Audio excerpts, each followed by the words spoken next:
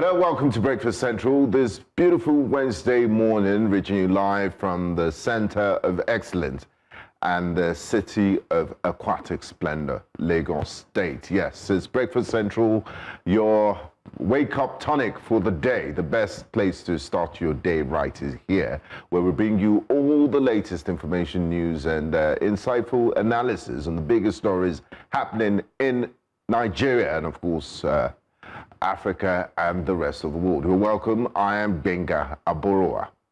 And I'm Joe Hansen, welcoming you to Breakfast Central. Like Benga's rightly said, it's Wednesday morning and we are here bright and early as usual to start your day with you and to set the pace in which you can continue to run for a very smooth, we believe, a smooth and fantastic day. A lot has happened around the world, and stories coming from Nigeria is starting to look like it's focused again. This time, not on insecurity, but on politics. Politics has taken the center stage all over again. Now, if you recall, a few weeks ago, ever since the President of the United States put out the strong tweet, it seems like politics took a back seat. Well, not like it seems, it was what it was. And as soon as politics took a back seat, we did see the Senate, we did see the Assembly, we did see politicians, not forgetting to governors, everyone, although some were very silent. They just didn't know what to say.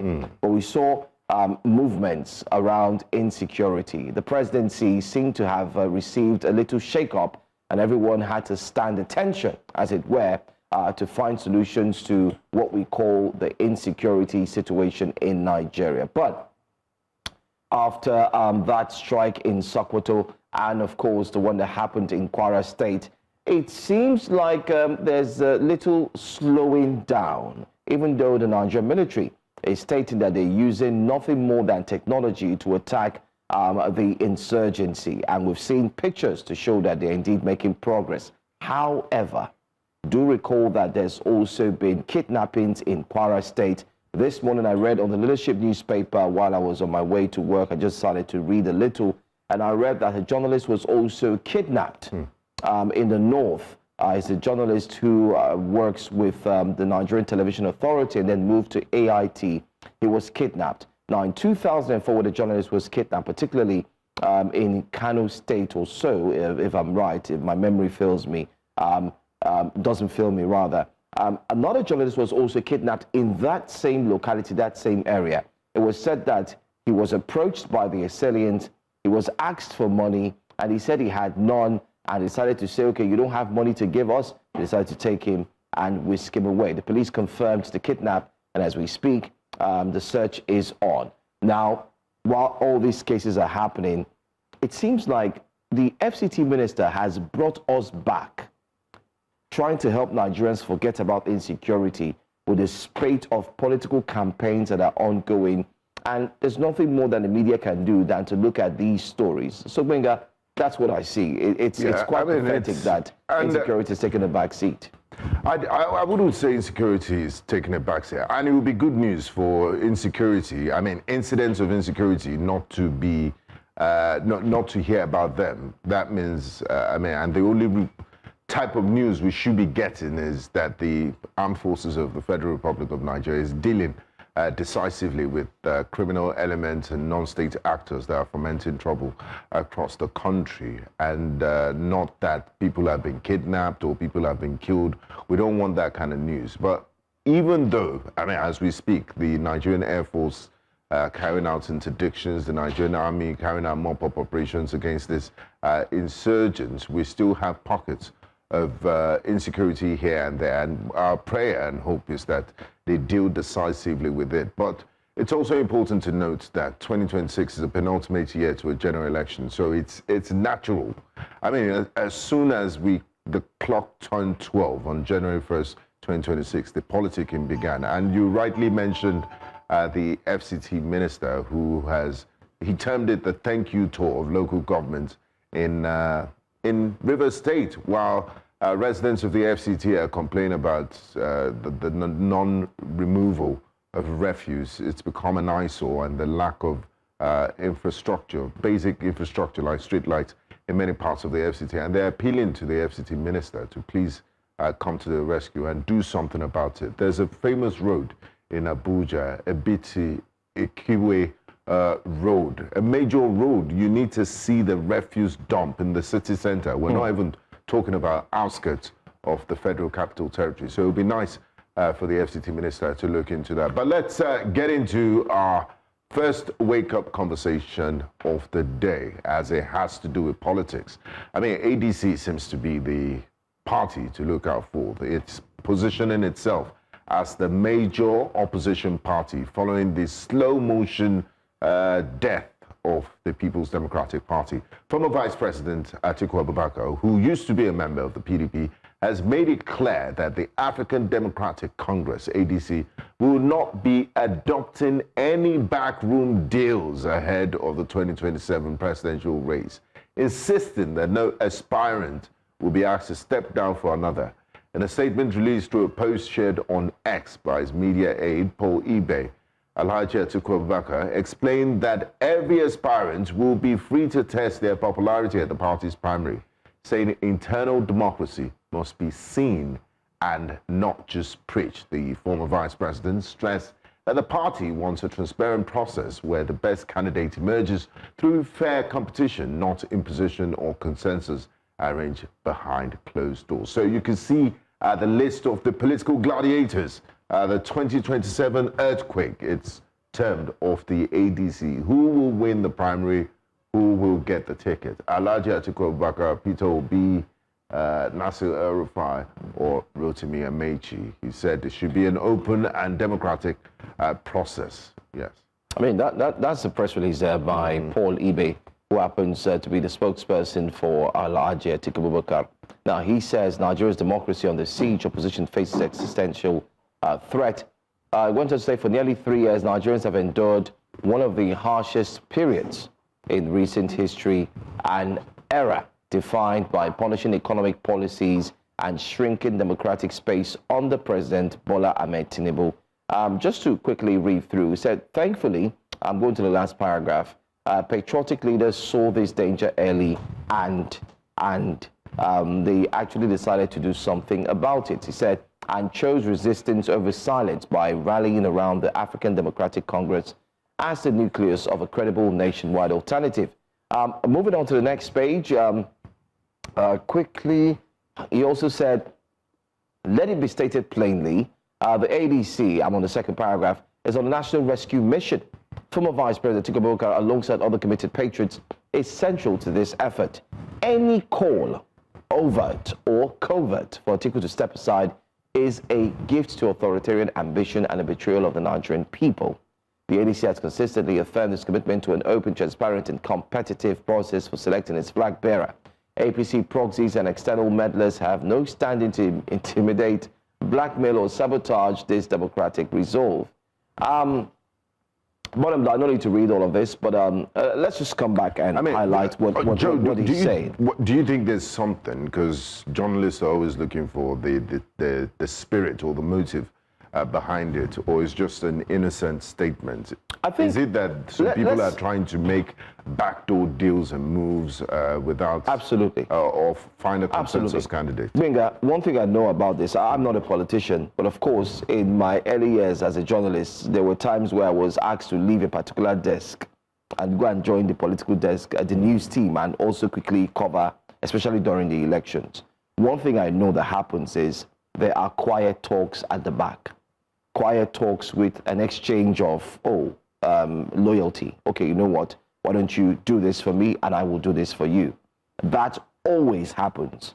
Secondly, the former vice president is bringing out this statement because if you recall, just 2 weeks ago, there was this story that filled the entire social media space. Atiku has decided to step down for Obi. I don't know if you came across that story. Though. It was everywhere. But it was fake, but it was everywhere. It was everywhere. In short, part of it also came as a press release. And it's no wonder why he has decided to speak up. That story may have come from maybe supporters of Peter Obi, you do not know. It may have come from the opposition or the incumbent, we do not know. Now, there also calls for him to step down from running because of the long time he has spent year in, year out, always running. And beyond that, there's also that... And then there's a blame for the 2023 gentlemanly elections. agreement, the unwritten agreement that power will rotate between the north and the south. That's part of it. So that's number 3. Number 4, if you go back to 2023, guys, remember that they had said, had it been Atiku did not run, the numbers he had, if you add it up to that of Peter Obi would have emerged as the winner. Because it was split between two of them. So by the time you highlight all of these reasons, it has made him to come out, through a spokesperson to say, listen, all of these theatrics, all of these statements, all of these things you're mentioning would have no hold on me. But where I have a problem right now is the fact that, it's not my problem, I think it's the people's problem, is that the ADC now, like we've always said, is filled with a lot of juggernauts, political juggernauts. Look at that picture we put up there. And also former APC stakeholders and stalwarts, senior APC members who were ministers and governors. There you go. So the question now is, who will emerge as the primary candidate for the ADC? It's left to the delegates, yes. Exactly. Whoever it is that the delegates feel is a better candidate. At the end of the day, the reason all of them came to the ADC, they say, is to rescue Nigeria from bad leadership. So now, are they going to do that? Let's see who is selfless enough to recognize that their need should not be made the primary need. That at the end of the day, the need of the party, the decision of the party should consume every other person's personal decision, right? So at the end of the day, it's more about who can step aside. And I wonder how they're going to do it, because they're all big wigs. This conversation about it doesn't step even make aside. sense, It's not to be democratic. honest. To be honest. Let the delegates vote. But what I don't want to see is a winner emerges and then the other ones will now say, leave the party. But that's what is going to happen, unfortunately. You might not. It may not happen, but what is concerning is the fact that all of them had said that they're coming to rescue Nigeria, and that if they do not win, they're willing to rally behind who the chosen candidate is. So one, let the process of voting be free, fair, and credible. 2, let everybody set aside their personal selfish agenda.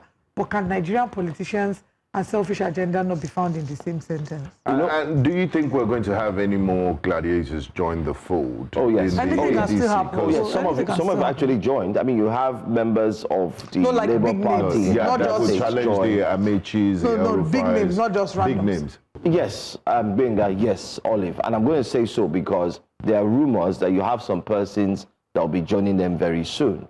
Already, the movement is now going into the Senate, the red and green chamber. There's some persons who are looking likely to say, okay, where do I go to? And they're starting to move there. So it's not a surprise. Lastly, just to highlight on this before we go to what Nigerians are saying, let's also recall very quickly that this statement Atiku made is very key, because 2 persons just this week have come out to say, not this week though, Peter Obi was last week, that it's presidential or nothing. Kwankwaso has said it's premium or nothing. It's premium or nothing. Kwankwaso has said it's presidential or vice presidential or nothing. So it's very key to mention quickly that, listen, you're not going to have it on the platter of well, gold. the former FCT minister, the former minister of sports is also part of the ADC fold. Of course. Comrade Solomon Dalong. Yes. I didn't know that. Oh, yes, he is. So it's almost like a party of former APC members. It's aggrieved, like I say, aggrieved members. Let's see what your thoughts are on YouTube. We're streaming live, so head to YouTube where we're streaming live via News Central to drop your comments. But first, let's see what Nigerians are saying after this break. Welcome back. So we're talking about Alhaji Atiku Abubakar, who has said it has to be a showdown between the big political wigs in the ADC. No holds barred. Let the people choose who they want to be the front runner. But let's see what Nigerians are saying very quickly on this one. The 2027 earthquake has started in 2026. Pato says, dear fellow obedient, at no point has anyone in ADC publicly announced that they would step down for Peter Obi. Our concern should not be about anyone stepping down for him if they chose not to. Rather, our focus should be on becoming members, delegates, voters at the primaries. More importantly, we must ensure that the primaries are free and fair. suggesting that other aspirants must step down undermines the democratic process. I only hope and pray that the leaders and members of the ADC read the room and do things the right way. They don't have a choice. Divine says, no problem. He's talking to the former vice president. No problem. But I hope the delegates would know the urgency of now and do the needful. If they told the path of PDP, they will get PDP results. At least we can all see the results today. There is no other name that creates panic attack in the camp of APC like Obi's name. None. Not Atiku, not Abichi, not Tambuwal, not Saraki. None, he says. By the way, Saraki is not in the ADC. He still maintains his position in the PDP, all right? And he was seen frolicking with, of course, members of the APC with rumors that he may join the politics, APC. Exactly. In between. You can't rule it out. Yoruba Baron says, Atiku, everyone can run freely, sounds good on paper, but in practice, ADC politics has always been about who controls the machinery. Free competition is meaningless if the party elite already decides the winner behind the scenes. That's what he says. Okay, all right. And let's see this one. Ochai says, this is not good for Mr. Obi since the ADC is literally formed by the Northerners. But one thing is sure, if Obi decides to run for vice president, I am voting Tinubu, he says. Yeah. And Olusegun Nelson Yodo says, this is the time for Obi to keep saving money for delegates. He just won't go anywhere without it. It's a political standard in Nigeria. I really don't understand what you mean by saving money. But this defeats the purpose of democracy. I mean, if you're going to buy delegates, that means they're not voting for their conscience. It's just transactional. Yeah. Let's hope the ADC delegates put the country first in their deliberations. And also, the political gladiators would not induce these delegates with financial reward and would, you know, make their points known through their manifesto and their plans for Nigerians if they get elected. At the end of the day, may the best man or woman win. Let's now move to Morocco. This time I'm not looking at updates from AFCON. Social media activist Martin Sosei, popularly known as Very Dark Man, is raising alarms over the condition of Nigerian students on federal scholarship in Morocco, accusing the Federal Ministry of Education of neglecting them for months without their stipends. He says many of the students are now stranded, owing rent, skipping meals, and unable to afford basic study materials because the promised financial support has allegedly not been released, according to him. Some students are surviving only through help from friends and family back home, while others risk being thrown out by landlords and missing academic activities due to unpaid bills. His message, shared widely online, is putting fresh pressure on authorities to respond, as he demands transparency on where the funds meant for the scholarship program are and immediate relief for the affected students, insisting that young scholars abroad should not be left to suffer. Let's look at the video.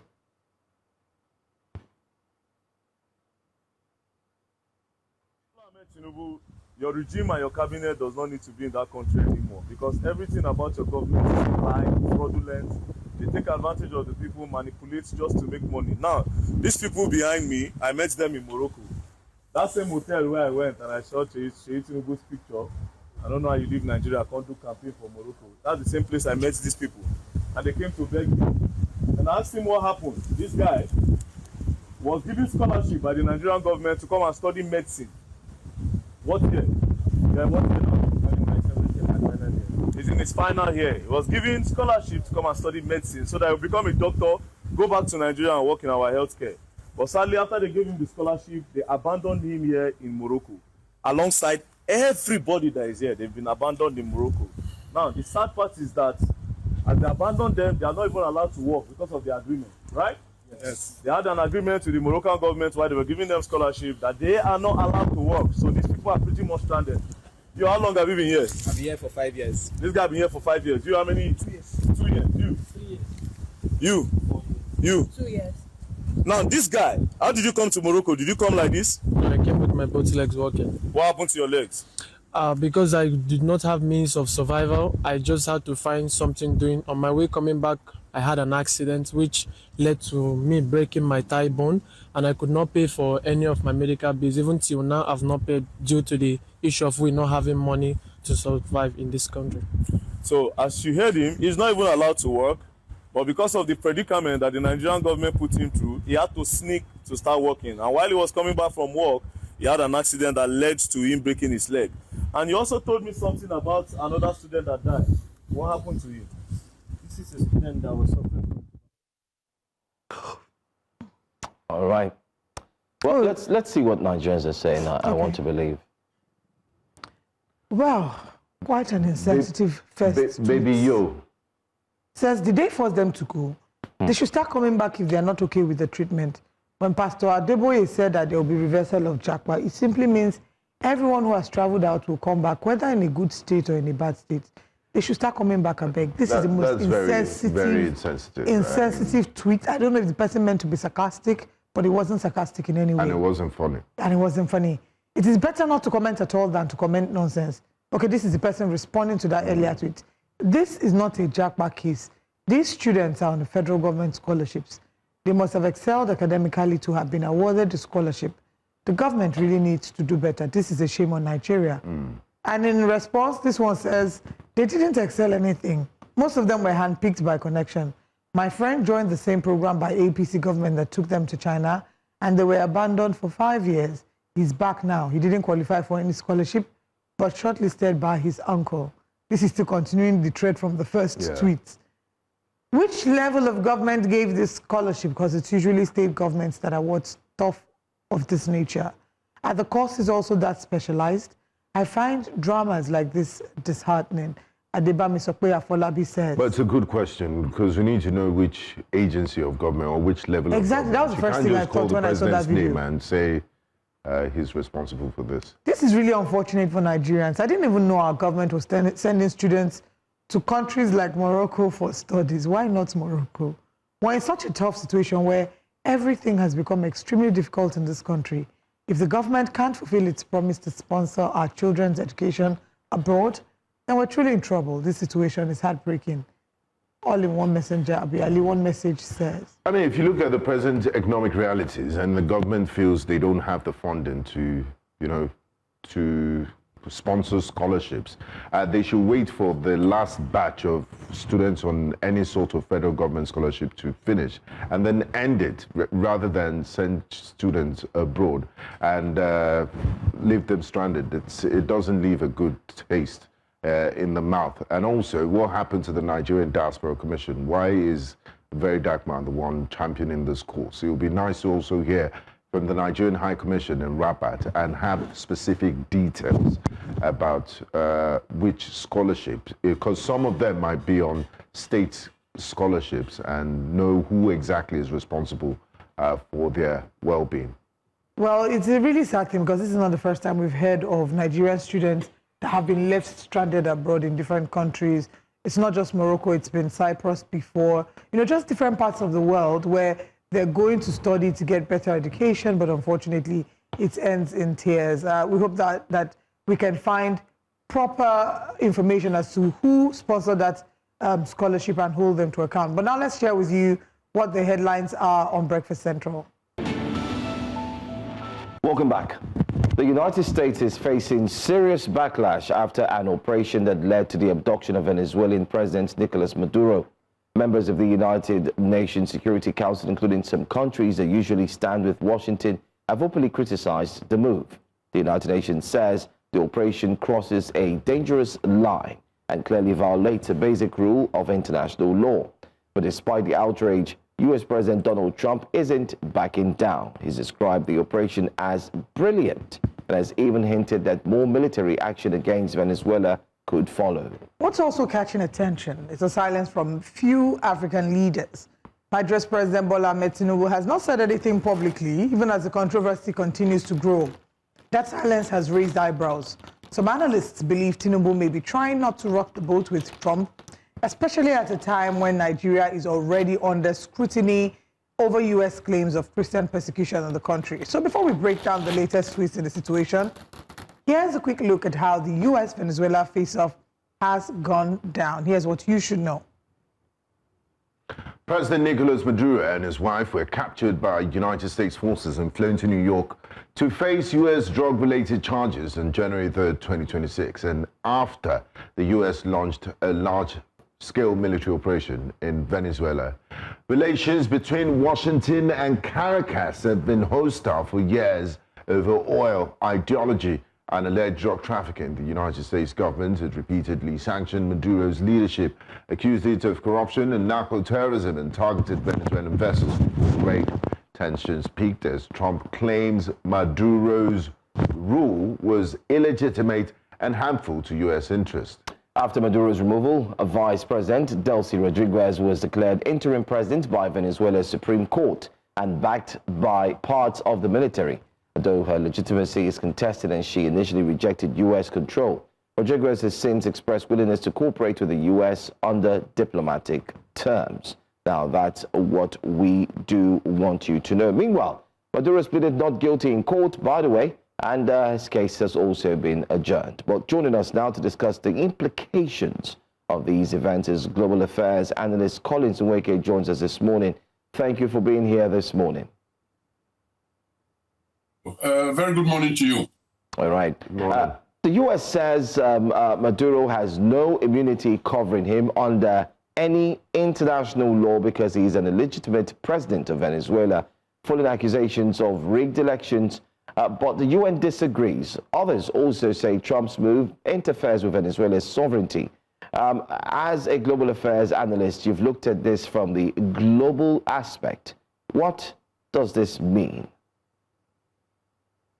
This means that if this action is allowed to stand, that it sends a very, very bad signal that the world is going back to the Stone Ages, where survival of the fittest is actually the norm. So which means that if you are powerful enough, you have the wherewithal, you can just, bump into any country that you don't like what is happening there, invade them, and nothing happens.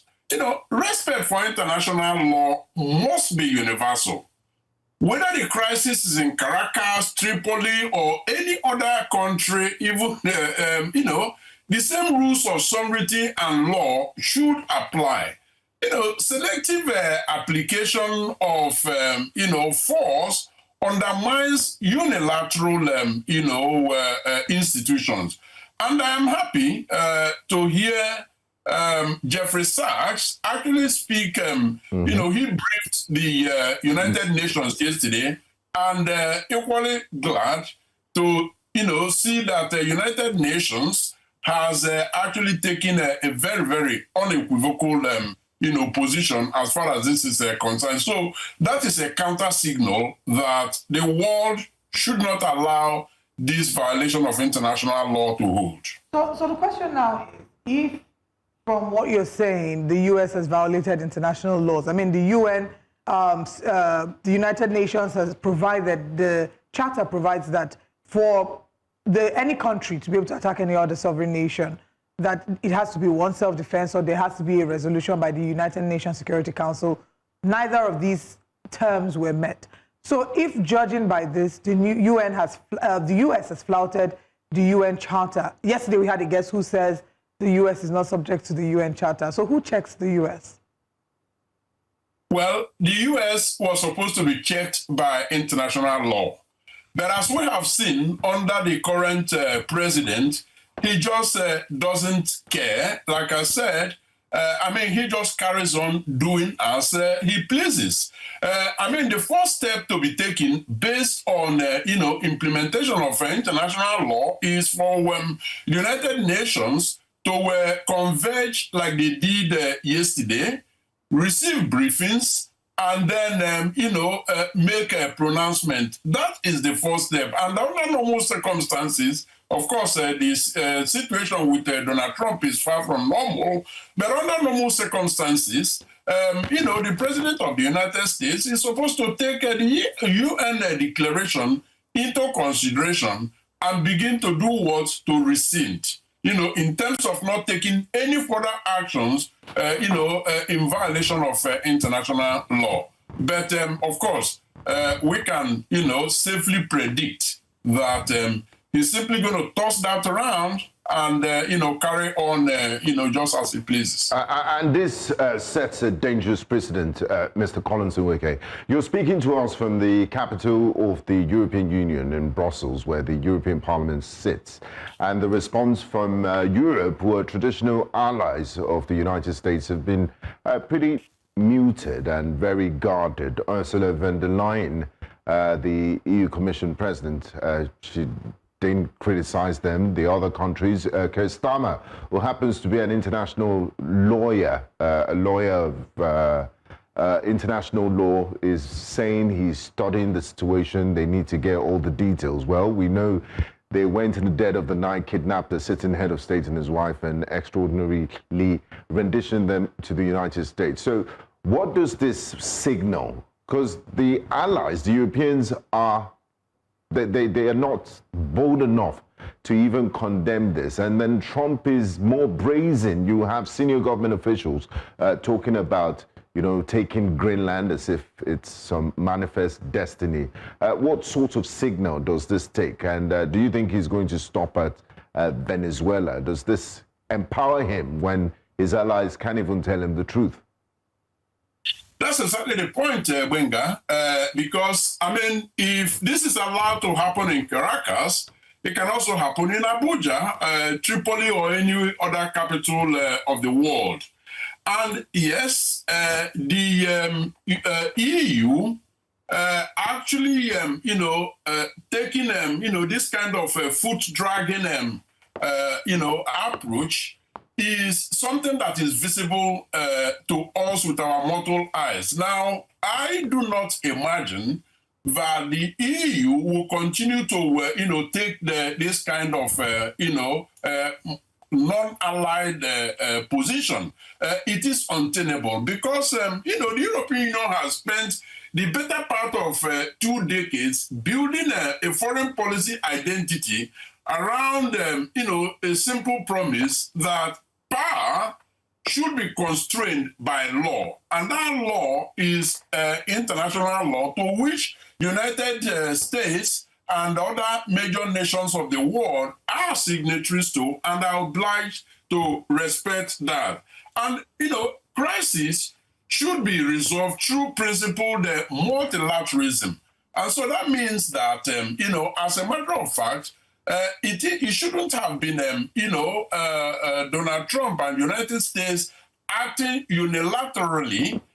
If there were issues, this should have been, tabled before the UN and, something done about it. Now, these are the norms that the European Union, has built over the past, decades. Now, can we imagine that at this time when it matters most, at this time when at their backyard here in Ukraine, they are fighting exactly the same, invasion of a sovereign nation, that the the EU can afford to speak from both sides of their mouth. I just don't know how they are going to do that. So I can only imagine that what is happening right now is that, backdoor diplomacy is, the backroom diplomacy rather, is taking place, and that, the EU is prevailing silently on Donald Trump to actually de-escalate and do things the right way. And, being their ally, that at some point he might either listen to them or they will be forced to do the right thing, which is condemn this and then set a democratic process in place in Caracas. All right. If we go back to 1989, when the U.S. sent forces into Panama to capture Manuel Noriega, the president of Panama, based on similar reasons with Maduro, we've seen this happen. We've seen this happen more than once, right? And now it's happened again. There are people who support this. There have been people who criticize this. ECOWAS does not seem to be in support of this. I want us to bring this back home to Nigeria, because I would assume that the implication of this is that we can wake up one day and hear that for whatever reason, they can come into Nigeria and decide to, capture our president. Just the day we woke up on Christmas. Yeah, we don't hope for that, but we saw what happened on the 24th of December. And with the way we've been on shaky waters. Let's talk about what the short-term and long-term implication of this conversation is for Nigeria.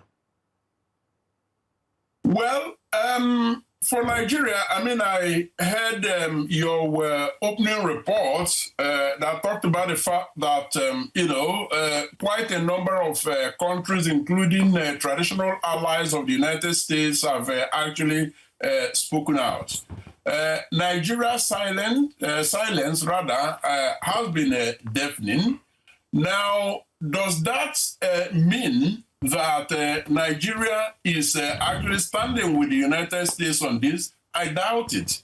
Now, the only reasonable thing, the only logical thing that I can imagine that Nigeria is doing right now is actually not going silo on this, but rather trying to, get the AU as a bloc, as a regional bloc, to actually take a collective position for the entire continent. If that is the case, well, then I have nothing but applause for, the government of Nigeria, because come to think of it, over the years, the AU has actually managed to, develop, quite some doctrines, which is actually included in the, Lome Convention, and the act actually establishing the AU, and the Africa has actually been a recipient of this sort of thing. So, coming closer to your question, I mean, what happens now and what might happen later? I mean, what happens now is that yes, something is already happening on Christmas Day. The US, like we were told, in collaboration with the government of Nigeria, invaded sent a bomb to Sokoto. Okay. In this case, we cannot talk of violation of international law because they got the consent of the host country. But and I mean, assuming that is actually the case. Now, not speaking out, not demanding for international law to be respected here means that it could be Nigeria's turn tomorrow. It could happen to Kenya. It could happen to Uganda. So there is a very good reason for all nations of the world to stand up in condemnation of this. All right. During the UN meeting, Professor Jeffrey Sachs had highlighted the many concerns that this single action has caused the world. He did call it a global anarchy. He also talked about testing the waters with the United Nations Charter as well. He did say what Trump has done would either signal if it's relevant or irrelevant. He also mentioned that we live in a world where there's a nuclear action, so people can react and unreact, and this would actually befall heavily on humanity. But in your complete view of this, looking at his statement, he had called for a peaceful demonstration, or a peaceful way to handle this situation. But as we speak this morning, President Trump had put out a tweet just yesterday by our own time, stating that Venezuela has agreed to give the United States of America 50 million barrels of crude oil. So it makes one wonder, was this really about drugs or was it about petrodollar? Well, your guess is as good as mine, Joe, because what we have to understand here is that Venezuela's oil is an asset, but without governance, oil becomes a cost, not a blessing. Now, in this case, it is becoming a cost because no matter whatever reason, whatever excuse you trump up to, invade a country, in this case, drug trafficking and all of that, I'm not going to speak or speculate about that because we don't have the intelligence that they have. But let's assume the worst case scenario, that is the case. I mean, it is not for you as America to go it all by yourself.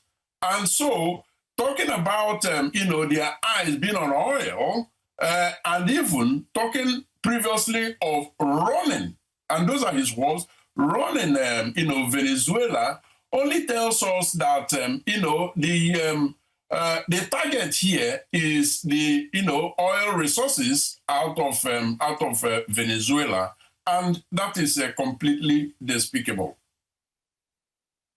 Okay, I would like our directors to put up that truth post by President Trump last night here.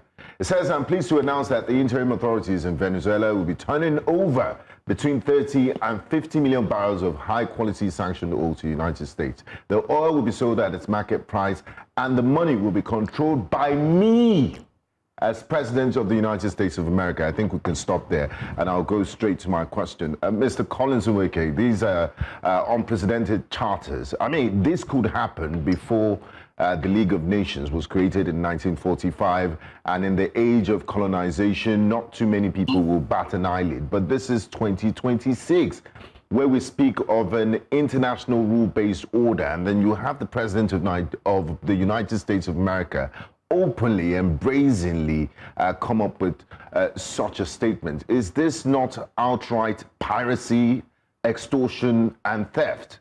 I mean, followed by the kidnapping of a sitting head of state, unprecedented charters, and where would this lead the world to?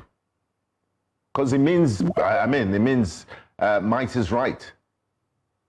Might is right, and like I, said earlier, it just brings us back to the dark ages when, if you have the might, if you can do it, you just go ahead, to do it, and that is not, where the world should be gravitating towards.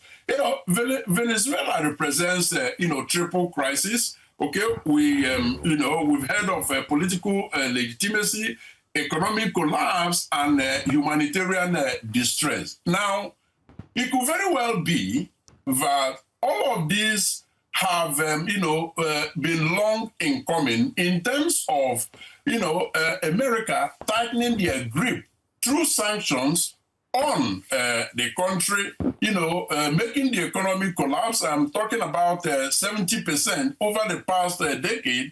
The economy has declined with more than 70%. So why the removal of President Maduro has been presented as a breakthrough, history, the very history that you cited, teaches us that leadership change without institutional repair really delivers stability.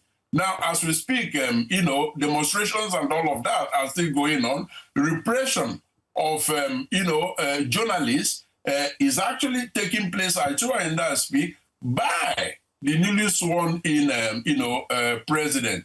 So there is no stability there. What matters now is whether Venezuela transitions towards inclusive governance through lawful negotiated processes rather than impose outcomes, because there is oil there to exploit.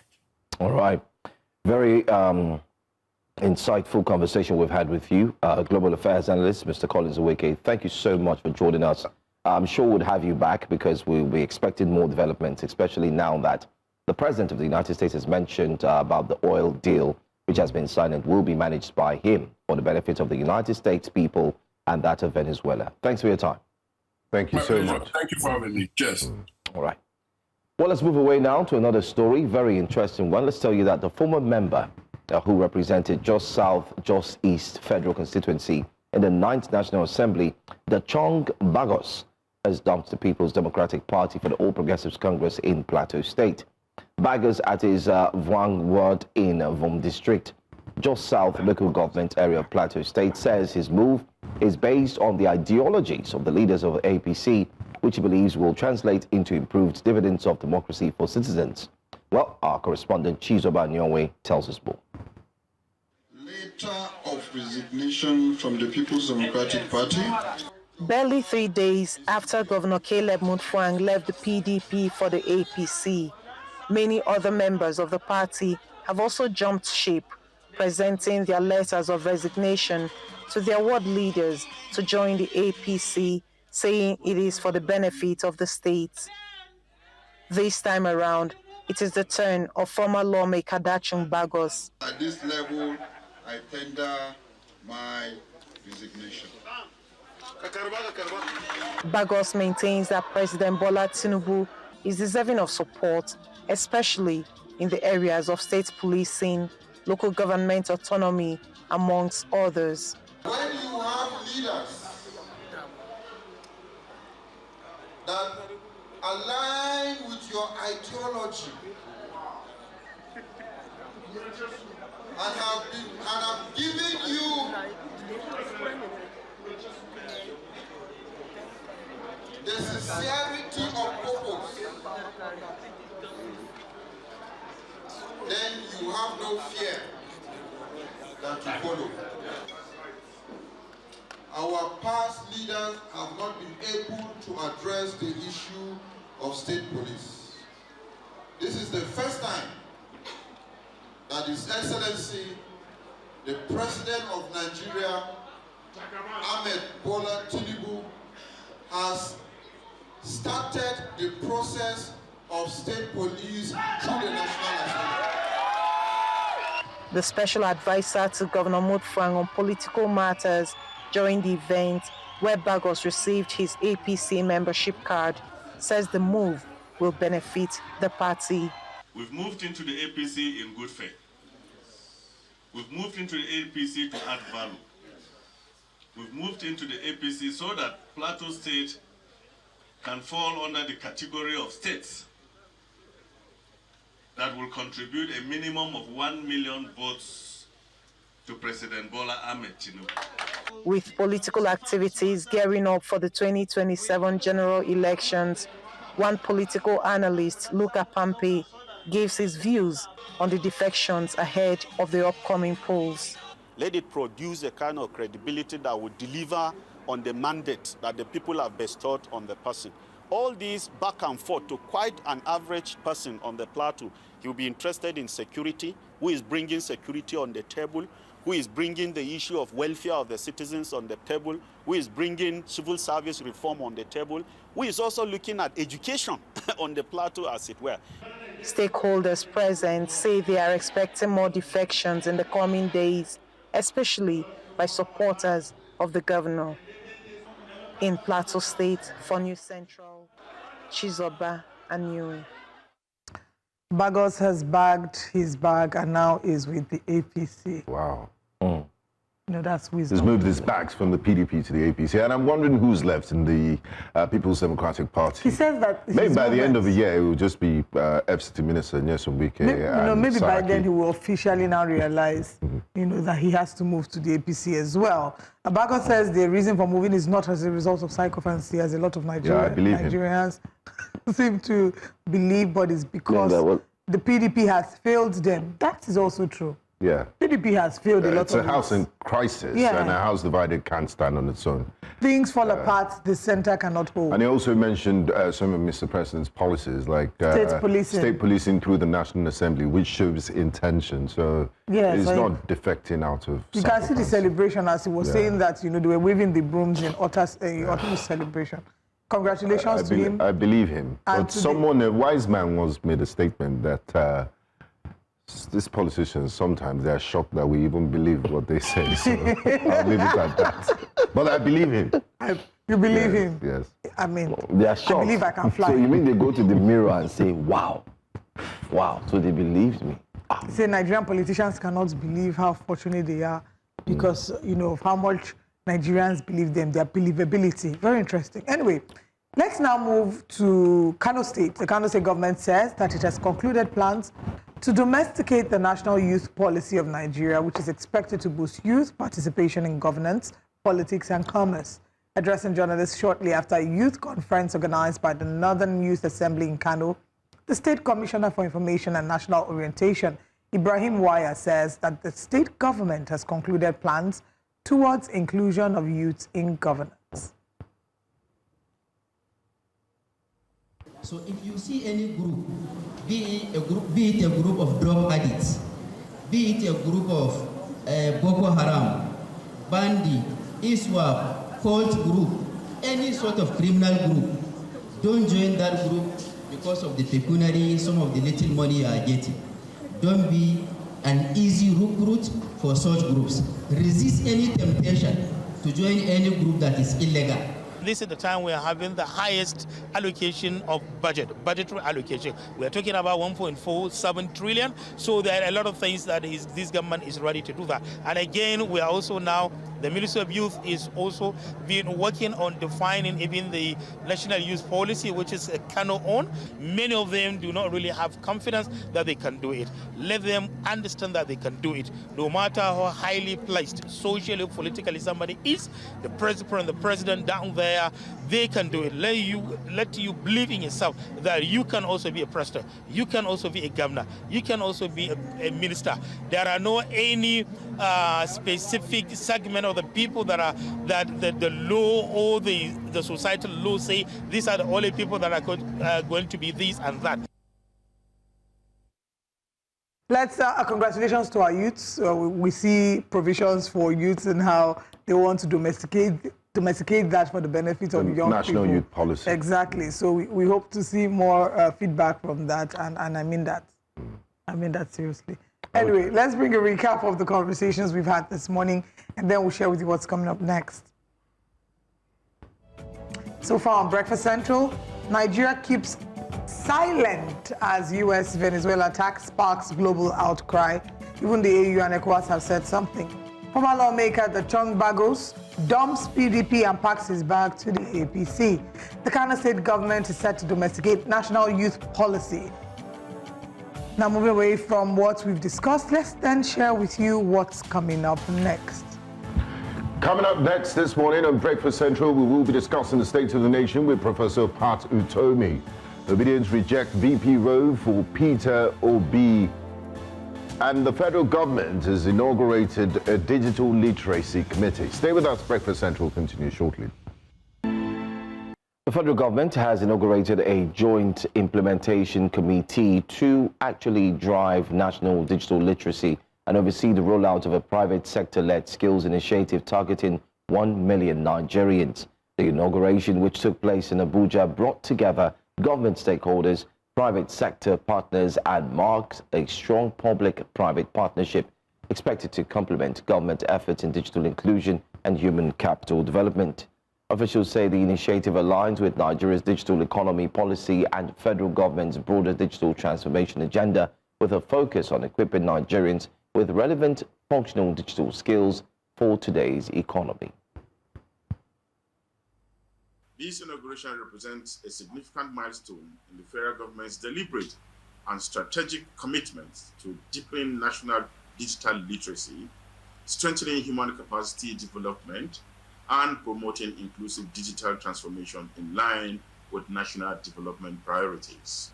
These landmark resolutions clearly demonstrate that the Clergy-World Digital Skills Nigeria initiative is not only timely, but strategically positioned to support national implementation priorities and accelerate the realization of Nigeria's digital literacy targets. The task before this committee is therefore both national in scope and strategic in importance. For the digital literacy, the target is to reach to 1 million Nigerians across all the 36 states and FCT. And similarly, the Artisan project is also targeted at reaching all of them. A quick one which they bought into is the National Sewing Championship, because that's the third edition had already passed. I think over 30 states of the Nigeria had taken part. And for some of the encumbrances, there had been issues around scaling up the intervention, making it reachable, affordable, accessible by every other person. So it means you're building functional skills, both technical and non-technical, across Nigerians. Well, away from that, let's tell you that as Nigeria approaches the midpoint between the 2023 elections and the 2027 general elections, economic reform, political power, and electoral strategy are increasingly intersecting. Now, since May 2023, the President Tinubu administration has removed fuel subsidies, floated the naira, adjusted electricity tariffs, and proposed sweeping tax reforms, all while inflation remains high and public trust is strained. Politically, the period since the last elections has been marked by contested legitimacy, opposition defections, tighter control of state institutions, early maneuvering ahead of 2027, and governance decisions becoming political calculations. Joining us to discuss the state of the nation in Nigeria is one who has become completely dissatisfied with what Nigeria is going through. Well, he has his thoughts and he would like to share. We'll definitely like to hear them. Professor of Political Economy and Management expert, Professor Pat Utomi, joins us this morning here on Breakfast Central. Thank you so much for joining us, Prof. Let's go straight into it without wasting any more time. Let's start off with the big one, the controversial tax reform, state of the nation. January 1st, 2026 saw the introduction of the sweeping tax reform, as it's been called, take effect despite lack of public trust, outcry, and the gazetted and not gazetted issues, especially that took place right before January 1. What's your entire take on this? Because it would be nice to hear what you think about the tax reforms. So far, so good.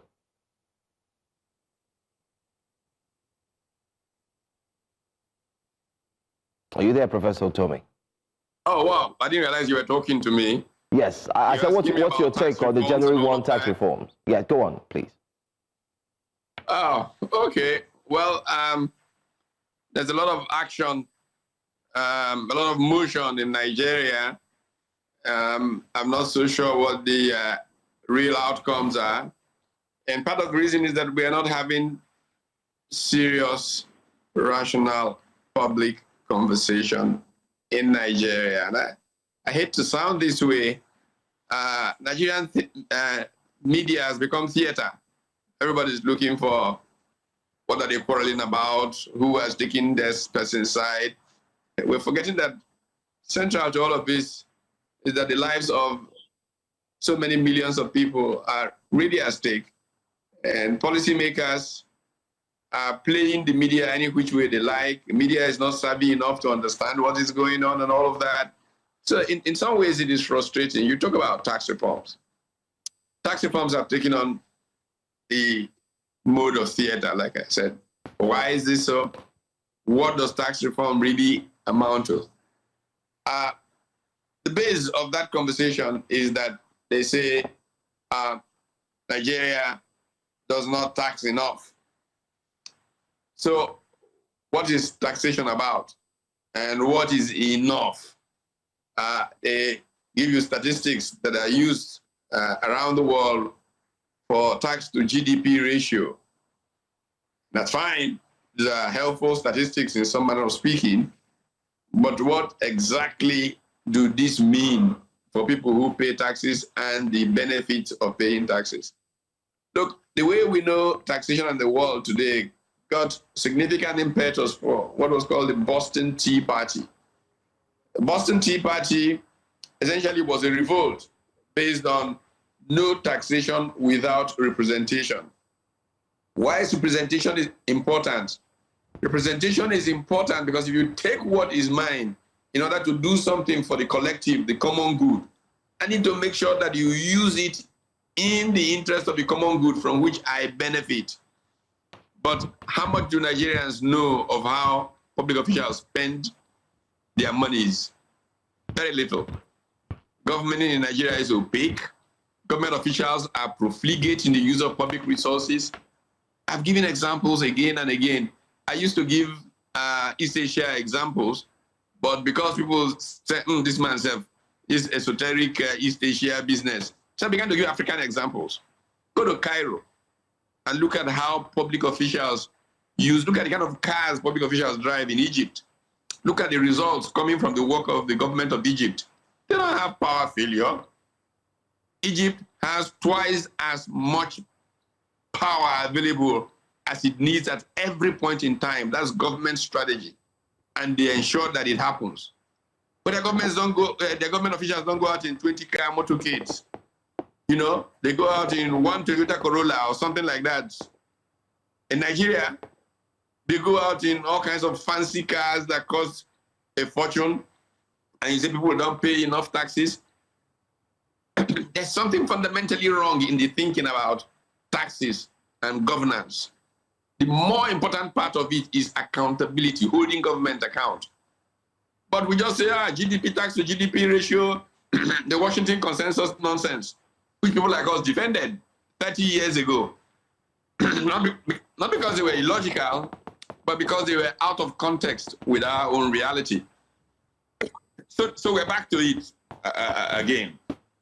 And, so is your life better today than it was 3 years ago? Well, it's going to come eventually. Are you kidding me? In economics, we talked about the J curve to express the lag between policy and implementation. We used it to justify some of the major policy errors of the structural adjustment program. Today, we know that nothing ever curved, and growth we expected never quite took off, because there is something more fundamental, governance. And that problem is much worse today than it was in 1991, 92, and all of that. No. So if you don't address that, you're just doing theater. When you say a tax reform, what has it done? No, you have to get to the fundamentals. No, Prof. What is that talking about? How does it drive economic growth? Thank you, Prof, for your opening statement and submission. But there's hope. Hope in the sense that we're a democratic government and the people have a choice. Is this a democratic government? You actually have audacity to say this is a we're democracy, and the people have a right to choose who they want to govern them. We're in a penultimate year. You ever chosen who you want to govern you? We're in a penultimate year to a general election. My question to you, Professor Utomi, is, are you satisfied with the quality of opposition in the country? Let's move away from the ruling government, because a lot of the actors in the leading coalition, in the ADC, former senior members who were recently members of the All Progressive Congress, they were ministers, some of them were governors, they were part and parcel of the Buhari administration. So where does that leave us, and what's really the alternative for Nigerians, for those that are dissatisfied with the ruling APC? Well, I'm sorry to say this, it's not about you personally, but you're moving towards theater again. Yeah, those people, these people, this, that. You've not asked fundamental questions about governance. You see, democracies work because we get into rational public conversation. We enlighten the electorate. They choose between these ideas over those other ideas. And then they go and vote and know that the ideas they chose, whether those ideas are wrong or right, are the ones that have come out through the election process as the ones they chose. Look, don't think I'm getting fastidious. I've watched elections in Nigeria since 1999. And we don't have elections in Nigeria until we can get electoral reforms such that governments derive legitimacy from the outcome of the people's vote. It's all a waste of time. This conversation doesn't really matter at all. So the real issue in Nigeria is electoral reforms. Without electoral reforms, without the people who emerge from elections being those elected by the people, not people getting people to come from everywhere into one party that is got power, so that those governors can write the results in those states. Look at the last election. How many APC governors actually won their state? A few of them that had no respect for decency went and physically changed the results. And that's what we saw as outcome. But in general, elections don't reflect the will of the Nigerian people. So why bother? Until you can get electoral reforms right, it's all a waste of time. Really, honestly, truly, it's all a waste of time. All right. Now let's talk about the political defections and the coalitions that we're seeing in this year. The consolidation of power within the ruling party, the weakening of opposition. Where do we go from here? From the picture that you paint, it does seem like you've lost hope for democracy being run as it should be. It seems like you do not have confidence in what can, us charting a positive way forward. But if we were to speak to Nigerians, with all that we're seeing, with the political defections, what steps can Nigerians take? How really can Nigerians hold politicians to account beyond the mere talk and the mere rhetorics? Well, thank God we have example in Nigerian history of where the people have said enough is enough, this nonsense can go on, and they succeeded. I like to use as an interesting example, Kano State. In several election circles, Kano State got rid of the incumbent governor. And sometimes they chose people so were, not even possible from the general imagination of our character, if you will, people emerge in elections in Nigeria. There's one I like to tell. A friend of mine called Ibrahim Shekarau, who was governor of Kano State. He was a teacher, more or less. Yes, he was involved in the NUT politics and all of that. And then an incumbent governor kind of rubbished him. And, well, he was demoted, went back to the classroom and all of that, so to speak. And, people said to him, why don't you run against this governor? And he said, me, where's the kudi? I don't have the money or the power. I can't win election. And then he ran into somebody that I had great respect for when he lived. And he used to literally always tease me about what we've not done and what we could do. Laji Matamasule, that was an Inkanu of blessed memory. And I think Laji Matamasule said to him, Ibrahim, I hear you are a coward. He said, sir, how am I a coward? Anyway, that's how Shakara was motivated to become candidate, and the youth of Kano rallied. They made sure from the moment aircraft bringing materials landed in Kano to the central bank to everywhere, they marched around those things. And in an election that PDP was desperate to win Kano, they prevented it from happening and changed the incumbent governor for this school teacher. I think that the people of Nigeria, if they really want to be governed, can do something to make sure the elections process work. And when they work, they can hold those that emerge from that process accountable for governing them, not for taking them for granted in accessing public resources for their own personal benefits. That's what the problem of Nigeria is. Those in power don't give a hoot about you. They know that they will manipulate the system, they will get power, and they will use it as they use the resources in their interest as they wish. And so they laugh at you and they just say, people, look, if you want to continue this, defect, enter our party, enter our party. I think Nigerian people must make the next elections really the people versus the political class. And if they do that, they can chase these politicians out and we can have a country that can be renewed and really make progress. Okay. Anyway, we have more questions, especially looking at elections. The new INEC boss, a new sheriff is in town. I'd like to know what your thoughts are about it, but we'll go on a quick break. When we come back, we'll touch on that, looking at INEC, also looking at the possibility, you did mention reforms. What kind of reforms would help Nigerians to feel safe whenever it comes to elections? And then we can also pay attention to other things. But please stay with us. We'll be right back. Welcome back. Thanks for staying with us here on Breakfast Central. We are indeed broadcasting live on DSTV, Gold TV, Star Times, and of course streaming live on all socials such as Facebook and not forgetting to YouTube. Our guest is Professor Pat Otomi. And we're taking a look at the current situation of Nigeria in terms of the aspects concerning politics, and not forgetting to infrastructure, development, you name it. Right before the break, I did mention that we do have a new boss in town, a new sheriff, which is the INEC boss who has resumed office. I'm talking about Mr. Josh, Professor Josh Mukwita. This year would be a very pivotal year ahead of 2027. What do you think about what INEC can do, and do you have trust in his ability to steer the ship to the right direction?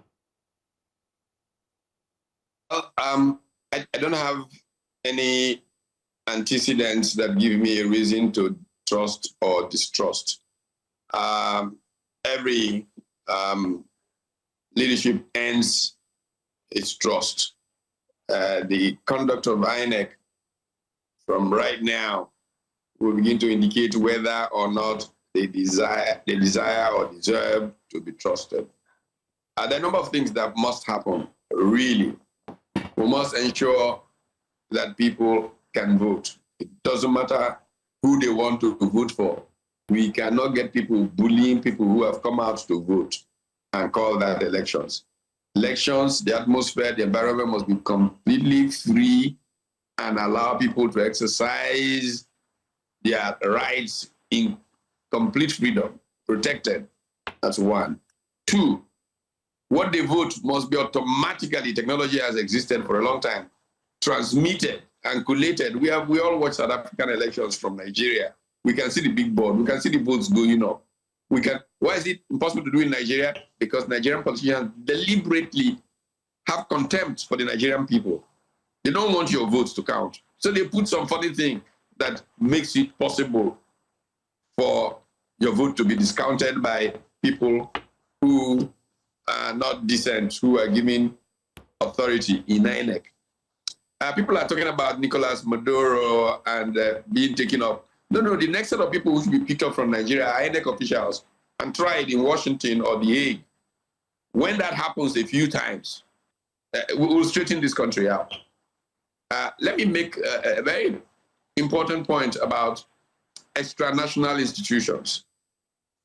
I'm a student of institutions and economic performance. This is where I've done most of my research. I've written several books around that. The reason countries succeed is the strength of their institutions. Number of people who have won Nobel Prizes, from my teacher in grad school, Eleanor Lynn Ostrom, first woman to win the Nobel Prize in economics, to the Douglas Norths of this world, their work, and James Robinson, who won a year before last, who the day he won the election, was saying, development is not rocket science anymore. We know what can make development take place. Some countries, and it's specifically cited like Nigeria, do not want to do what it takes. And they know it, but they don't want to do what it takes to develop. So when you take people like this, and most of their work has been around institutions and economic performance, you'll understand why I feel as passionate as I feel that continually making INEC an irresponsible rubbishing of the institutional base of elections in Nigeria, really is at the heart of Nigeria's failure to develop as a country. So INEC then does not offer the legitimacy that the elections should offer. So is that important? Now, during Abacha's time, I went on a campaign around the world, meeting newspapers and all of that, arguing that we need extra national institutions because national institutions are so weak. Politicians, dictators can take the will of the people for granted. That you cannot say these people are too stupid is because of their fault that they are the way they are. Human solidarity suggests that outside of the country, effort should be made to keep leaders accountable to the people. And as an example I give all the time, January 1997, very cold morning in Boston. I went before the editorial board of the Christian Science Monitor, and I was trying to explain these things and why the world needs two courts, an international criminal court to try people for genocide and stuff like that, and an international economic crimes court, which will take leaders that steal their country's money and jail them outside of Nigeria where the people are too weak, too lacking in power to hold their own leaders accountable. When I finished my presentation, David Annabelle, who was the executive editor, said to me, look, Pat, this is a little too idealistic. It will not happen. 2 years later, the Rome Treaty passed. An international criminal court came into existence. I still haven't got my International Economic Crimes Court, but it's still something worth fighting for. And I'm going to include now in my fight holding people who are given responsibility like INEC to account. You take people who have run INEC for the last 20 years, bring them out to The Hague, sentence them for life, and you will see a difference. Because institutions are about boundaries. and people know there's consequence for behaving in a particular way, they will act in a particular way, and the boundaries then ensure that you can trust the outcomes. This is how progress takes place in countries. President Toby, finally, I mean, if there are no people in the country, if there's no security, then economics and electoral reforms wouldn't be able to take place. And securing the lives of the people is a primary responsibility of the government.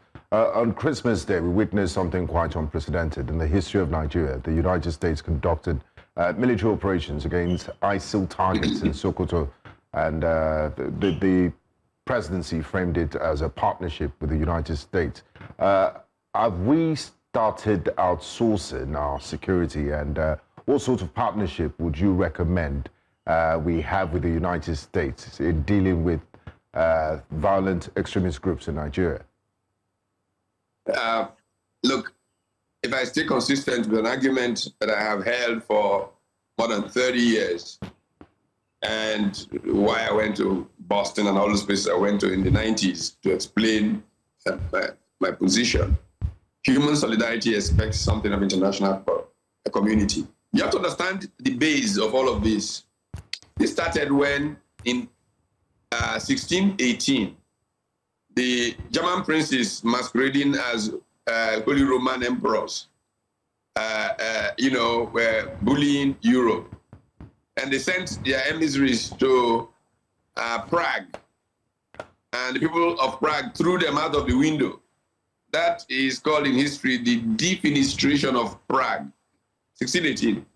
And it led to a 30-year so-called religious war, but there was nothing religious about it. It was European princes jockeying for position. Now, in some small towns today, they're not small towns, if you're on the train going from Munich to Salzburg in Austria, you will see these towns, Osterbruck and all of that. Negotiations took place that resulted in what is called the Peace of Westphalia. You will pass Westphalia on that train ride. The Peace of Westphalia then required that princes maintain sovereignty over a certain territory and that you could not interfere in the internal affairs of other countries. Under this doctrine, for years, people suffered within countries where princes did all kinds of things to them, but other nations could not interfere because of the doctrine from Westphalia. Okay, in Latin America and the United States, they went through a time of what was called the Monroe Doctrine, gunboat diplomacy, and all of that.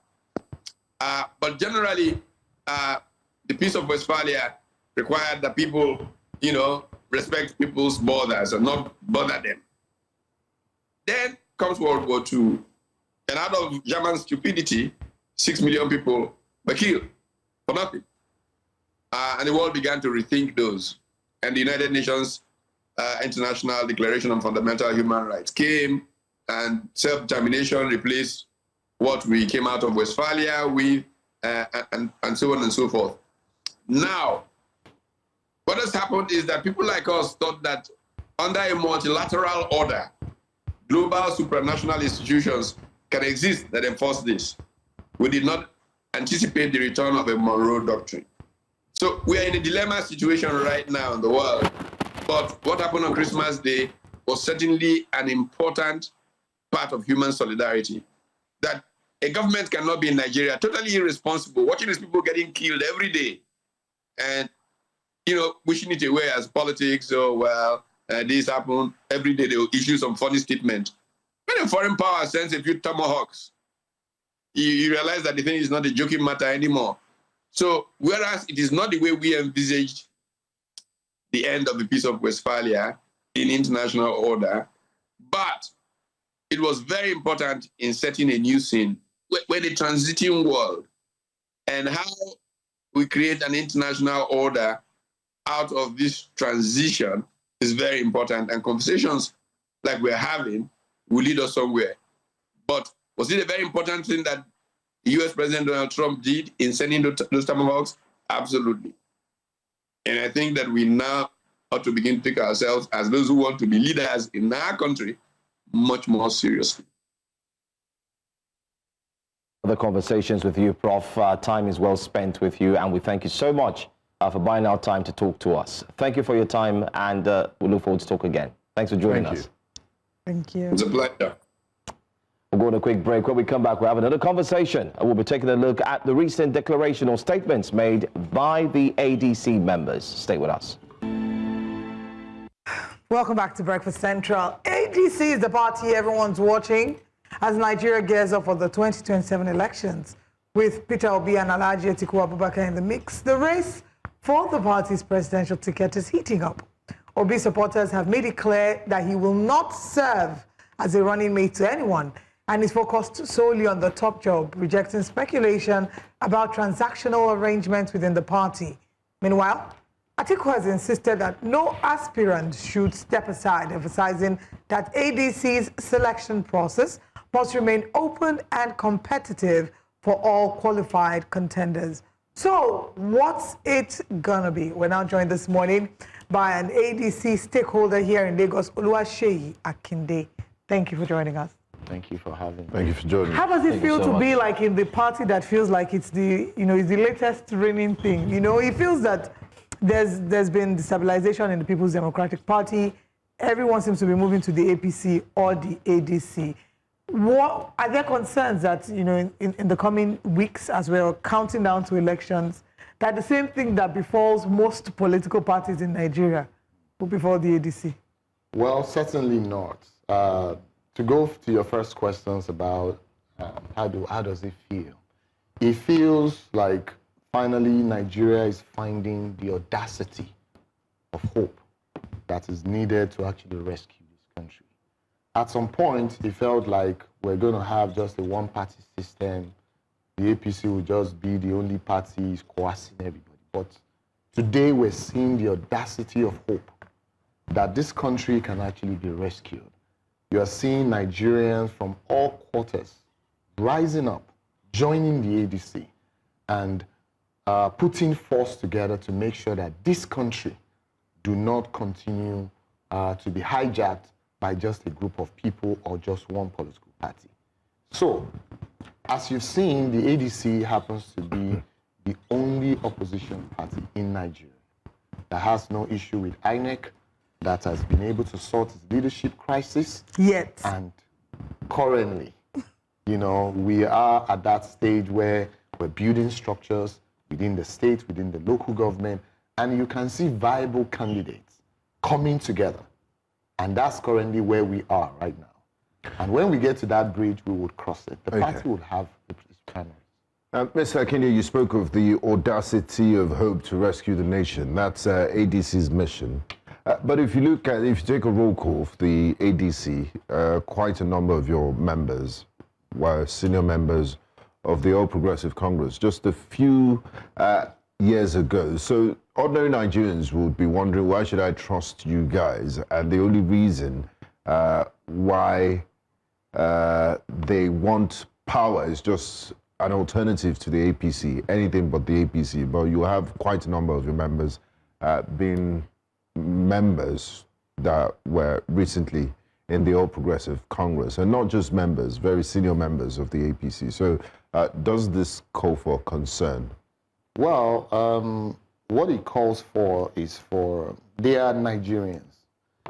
Everybody joins a political party believing in the ideology of the party. When the APC first started, remember the APC metamorphosed, we were members of the Afenifere, we had people like our leaders, like Payo Adebanjo, who were galvanizing how Nigeria should be run. Then you see different people spring up with their own ideology. Tinubu came up, got the AC party, the then AC, then that became the ACN. And you saw people like Aregbesola, many of them joining. They were followers of the outlaws. But at some point, they saw that this APC is not going anywhere. It's a party that is just owned by one man. And that's the reason why you saw them breaking out. So it is allowed. Now they are retracing their steps. They found the ADC as an alternative party that has the ideology to rescue Nigeria. And that's the reason why you see them coming here. So it's never too late for anyone who feels that Nigeria is not going through the right path and they feel that they want to join the team that wants to rescue this country. And that's what you see in some of them who have been able to rescue themselves from that party they called APC, which is just a cult and is not going anywhere. We've seen how governors are being coerced to actually join that party. When you say coerced, how do you think they're being coerced? I mean, practically some of them have cases, right? And you see the president, they dangle it. Is either EFCC come and pick you up or you join our party. And that's not how you build a democratic nation. You must allow people to have their own choices, states to be run by their own ideology. And when they have crisis, maybe you are in APC, you are in PDP, whatever party you belong to. If you have cases, face it. But we've seen people in the APC, governors who have cases. None of them have been picked up by the EFCC. Well, that could be questions, though, because the EFCC it tells you that they are doing their job. But I think while the ADC is brandishing itself as the number one party currently, especially with the slogan, I heard your slogan is "Arise and Shine." Arise and shine. How are you going to arise and shine now that you have some? The biggest question You have too many stars. Too many stars. I mean, let's use the simple analogy of a football club. Absolutely. Barcelona 4 or 5 years ago, too many footballers. I mean, let's go back to the 2000s, middle 2000s. The Galacticos. You had the Galacticos. Too many players, and like they say, too many star players. Too many cooks Spoil the broth. They spoil it. So here you have former, Vice President Peter Obi, we just showed his footage on the screen there, and so on and so forth. And then one of your members, which is Atiku Abubakar, says it's going to be primaries. People should pick, they should select. Many feel that. Even us as journalists here are worried because we think that the ADC will get to a point where there might be internal wrangles. Because everybody's saying, I'm going for presidency, I'm going for president, I want to be president. Or is it a gimmick, or is it the game that ADC is using? Maybe you might want to drop a hint. It's actually a democratic process. And even before His Excellency Peter Obi joined, he has always insisted that there should be a primaries. These are some of the conditions that built a party. A party is not built on one man. As His Excellency Peter Obi was on Twitter about last week, where he announced to the Obedient family that he has been in the ADC. He has been attending meetings, he was part of the people who funded it, and he's staying in this party. So having stars shows you the direction where Nigeria is going. Everybody believes that this country can be rescued. But your stars don't just want to play. Yes. Your stars, they all want to be strikers. That's where the problem is. Because everybody's saying, I must be VP or president, VP or president. So that's where the coach comes in. If you look at the leadership structure of the ADC, you have a very experienced former general, David Mack, 2-time Senate president, long-time politician. Go back to this country when those guys were in PDP, and you saw a country that was organized. Despite them having almost all the stars were in PDP then, they were able to manage it. So experience actually counts. What they've done better now is that we younger generations have now joined politics, and they've been able to recognize the strength that young people carry. So the Obedient family that you see, the Atiku supporters who are making statements, everybody has passion. But the leadership of the party have the experience to actually manage that passion, to make sure we find balance. And that's the reason why you find people like Peter Obi telling everybody that he has joined the party as a member of the party, and he's going to remain there. Now, when we go there, when we get to that point where the party needs to select its primaries, I will go through the process. And whoever I emerge, I will support. But young people are bear the brunt of bad leadership in this country. So they are speaking, they are passionate. But like I said, leadership will always guide us to make sure that those passions are managed, and the party will present a flag bearer that will win election in 2027. And I think that's the most important. Now, talking about the party presenting a flag bearer that will win the elections, in your opinion, in 2027, the process of selecting that flag bearers in the primaries, and we have all those gladiators. What's the guarantee that the party will not implode if some of them, because they're all very passionate and they think they have what it takes to be #1 citizen, and you have winners, you have losers. So what can the party leadership do to, you know, preserve a collective front that even when they lose, they won't jump ship and move to another party and, you know, with their supporters? So I think it comes with negotiation, because politics is about who get words and when they get it. It's about interest. So I feel that the party should manage the interest of all these gladiators. When you form a government, maybe at state or at national level, there's a whole lot that can go around to everybody. And that's what I think is important for the party to begin to look at. Certainly the ADC would win, by God's willing. What's your assurance that I believe that... why should Nigerians trust you? I mean, Nigerians have tested APC for 10 years. I mean, when APC was in opposition, yeah, they were saying the same things you're saying now, and Nigerians can tell the difference. So now you have a united opposition now. You have the PDP, you have the Labour Party, you have the SDP, you have the ADC itself, and you also have a faction of the Omoluabi group coming from the same APC, and other deregistered political parties. Like Chief Gani Fayemi had a party called the NCP. They just also joined the coalition. So you can see a combination of ideas. And if you go back 10 years before the ADC came in, before APC came into power, Nigeria was better. No doubt about it. You saw a party that came to power on the altar of propaganda, without a proper plan. We saw 8 years of a miserable Buhari government. None of them could even speak to him, including this same current president who campaigned for him. So now we have 2 years going to 3 years of a Tinubu presidency with anti-people's policy that have destabilized the life of the average Nigerian. Go out there. This is December. Look at January. Look at how December was. People were practically begging. Go online. You see business owners who are now begging for money. This is not the Nigeria we know. Despite our leadership challenge, it has never been like this. So we need a government. We are planning to form a government that is built on the people. You've always heard people like Atiku, Abubakar, Peter Obi saying that any coalition that is not built on how to rescue Nigerians from poverty, how to create jobs for the people, and how to raise the quality of life of Nigeria, that they are not interested. So that shows you the direction of the ADC. And that's what we're focusing on. All right.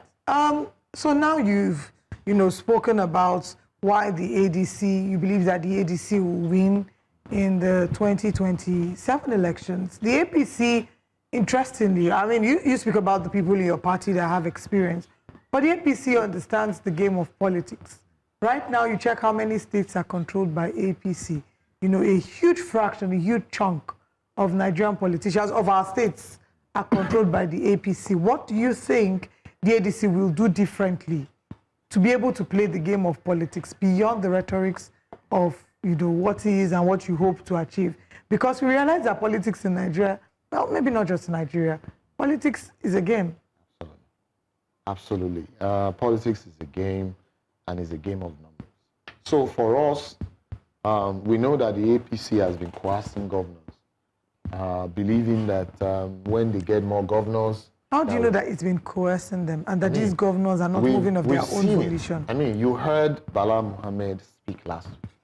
Are they offering them something that's apart from EFCC? Is there something that's so beautiful? Do we even know if they're offering them that? But the governors are not speaking under duress. Yes. They use their mouth to say they want to align to the center. With the center for more benefits to them. Governor Sim Fubara has aligned with the center. Governor Moeno. We see a number of them come out. Sheriff Oborewori. They come out and tell you they want to align with the center. They understand and they believe in the government of President Bola Ahmed Tinubu. You know why they're doing that?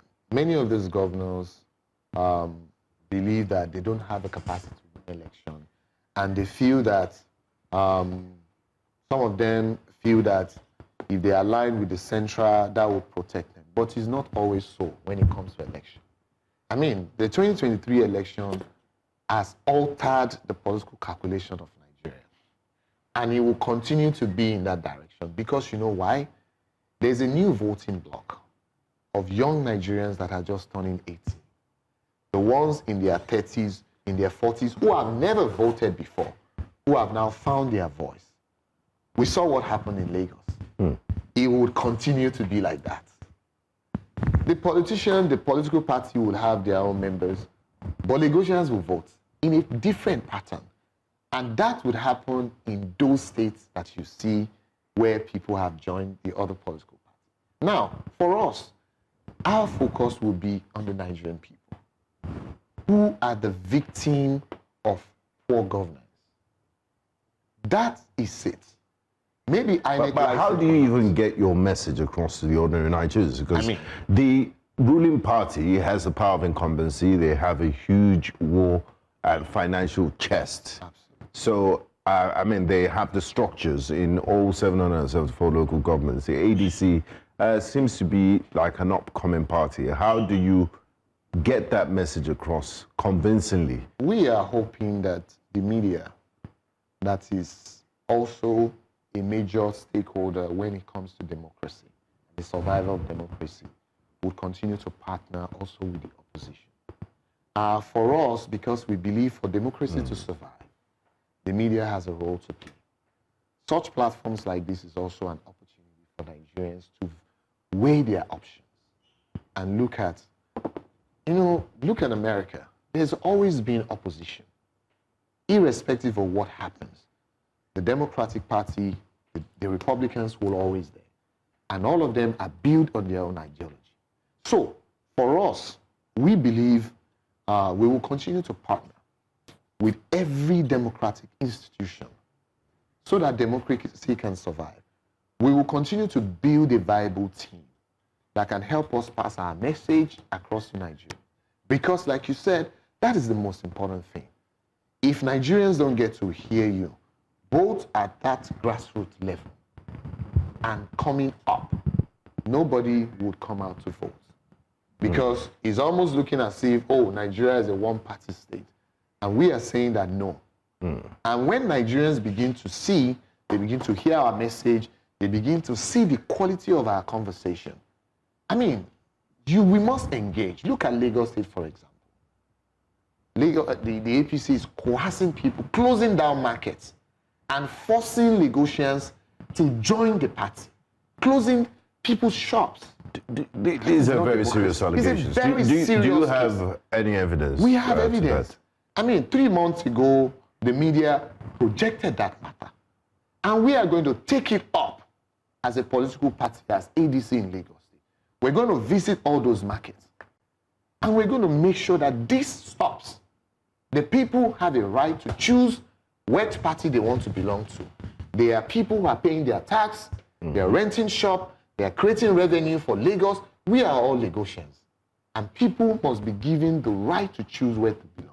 The APC will not be allowed to coerce them at the local government level. This is what these guys who emerge as local government chairman, this is what they're doing. And we must stop it for democracy to survive. All right. Thank you so much for joining us. I think that the ADC, we're watching. This is a very critical year for elections. The primaries should be happening.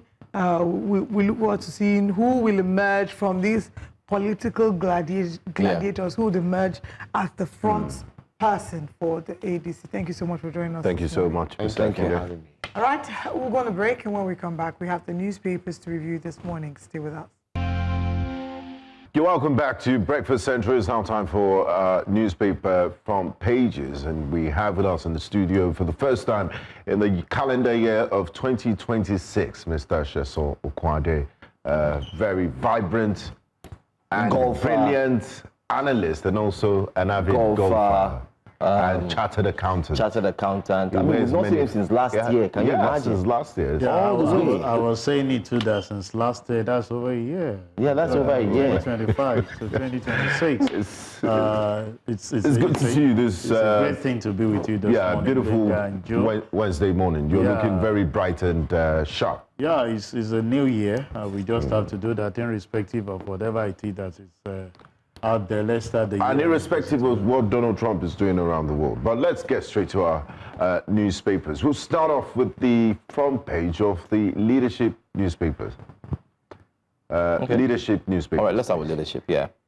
The leadership does... Yes. The leadership front page says, Turaki upbeat as Jonathan meets People's Democratic Party officials. I wonder what this meeting is all about. But I think that's a good place to start. And then we'll move around. The leadership newspaper. The courts have said, INEC said, you know, they don't recognize any faction or group of the People's Democratic Party, and now we're having this meeting with former President Goodluck Jonathan. What's your interpretation of this and the fact that Jonathan is meeting with this group and not the Wike endorsed group? Does it send some sort of signals on legitimacy? Yeah, well, I won't say it sends any signal of legitimacy. President Jonathan, the former president of the country, is an elder statesman in PDP. Who will want to see a way of balancing whatever that is happening between the two factions. So he's meeting with the Turaki faction now. I'm sure there will definitely be a period where he will organize meeting. You hear from both sides. The question I asked myself is, where were the elder statesmen when this issue was actually happening, that has actually degenerated into where neither of the party was actually being recognized? Don't forget that we've discussed this severally here, that to get to that level, that the center will not hold itself. This one will write, the other one will write. And INEC, it will look as if you are throwing something on the system and it's getting confused of the command that you are giving to him. And that's what we're experiencing now. So we believe that those elder statesmen in the party, the likes of Jonathan, even though Baba claimed that he has dropped his card, Baba Basanjo, that is no longer, I'm sure he's one of the people they still recognize and respected. Maybe what we will see more is that since Turaki is actually looking for a way to get attention of this president, they too will look at the other faction, will seek solace in having another leader. Then the old leaders will now bring every one of them together, because a lot of us will continue to say that as a nation, we need formidable opposition party. I listened to one of them this morning, not for anything, but at least to come out with the other side, you know, of what your party feel they can do better if they are not winning the election. I think whichever party that won will be able to borrow leave and say, okay, this party has some of these things, because all centered about the people, the citizen, and we can all move together to grow our nation. Still on the front page of the leadership newspapers, 5.36 million electricity customers remain unmetered, says regulator. That means they're on estimated billing, quite a huge amount. And then the front page says, we won't endorse any presidential candidate, says Arawa leaders. Do you believe this, or it's too early? It's too early to say this. Why won't they endorse? They will definitely, towards the end of the whole thing, look for a way to have a candidate that they will pitch their tent with. This is too early to make this comment. And how influential, if eventually they do endorse a candidate, how influential do you think their endorsements will be? Yeah, well, their endorsement will count. What do I mean? The northern region, from the national census that we have, seems to have more numbers, and they play a prominent role in deciding, you know, whosoever they consolidate with. When they not consolidate with the Southwest, at least there is some level of consolidation there is hope for that person. If they try to do with Southeast and South-South, there might be hope. So they play a very strategic game, and that's why you will see a lot of people looking at a way to actually either pull, when they are not leading, they make sure that they are the vice because of the number. Because politics is about number, but the influence of the Arewa leaders, that I may not be able to see, because a lot of people are coming out as strongholds that can use their base to galvanize for the position for the next election. So let's see how it plays, but it's too early for them to say they are not pitching 10. It's just being political by saying that as we are, nothing we are going with, but on the tail end, they must definitely endorse someone that everybody will follow. Okay, let's quickly, before we move to another paper, take this health issues, very important. 1,119 Lassa fever cases, 206 deaths recorded in 2025. And then on the left-hand side of the leadership newspaper, you have resident doctors pick holes in federal government's claim, insist on January 12th strike. They've been dragging this for quite some time. And 2 days ago, we had the pleasure of speaking with the president of the Nigerian Association of Resident Doctors, Dr. Suleiman, and said, you know, the federal government has not fulfilled their own part of the agreement, and they've been having a series of talks. And all they have to do is, you know, sometimes issue letters and carry out directives that they have both agreed on, but there seems to be working at snail pace. And NAD is not the only one threatening to go on strike. We also have other government workers in different sectors that are threatening to go on strike. What do you make of this? And is this something we have to live with? Threats of strikes, people complain about work environment and pay and issues like this. It's the beginning of the new year. Yeah, it's the beginning of the new year, and Benga, it's quite worrisome to me that it's strike that we are actually asking. There is a particular question I always asked myself, maybe based on my little knowledge as a business owner. When you go into agreement with people, there are documents that have been signed. Is it that we don't read through some of these clauses that the other party are actually putting before you before endorsing it? Because the way I grew up, starting with the bank, my career in the banking sector, when you endorse a particular document, it shows your commitment in fulfilling your own side of the contract. So when people come up and tell you that those things you have signed into, you are changing goalposts, it definitely speaks to your integrity as an individual, your integrity even as government. I know some people might say this was not signed into by maybe this current administration, but we know that governance is a continuum the way it is. So I feel we should look at this area. These are part of the things people are actually calling out to say the government is looking in the area of revenue generation, but how much are they committed to social contract and making sure that we have our health sector functioning the way it should be, the education sector functioning the way it should be, the power sector functioning the way it should be, which will make me address that particular thing. So many suggestions has actually been given even to the ministry. If we've gone the area of MAP, we've gone the area of MSP service, and the gap's still building. And one thing I can tell you about power is that people will continue to construct houses. They will continue to require meters. Meter will continue to get bad or malfunction.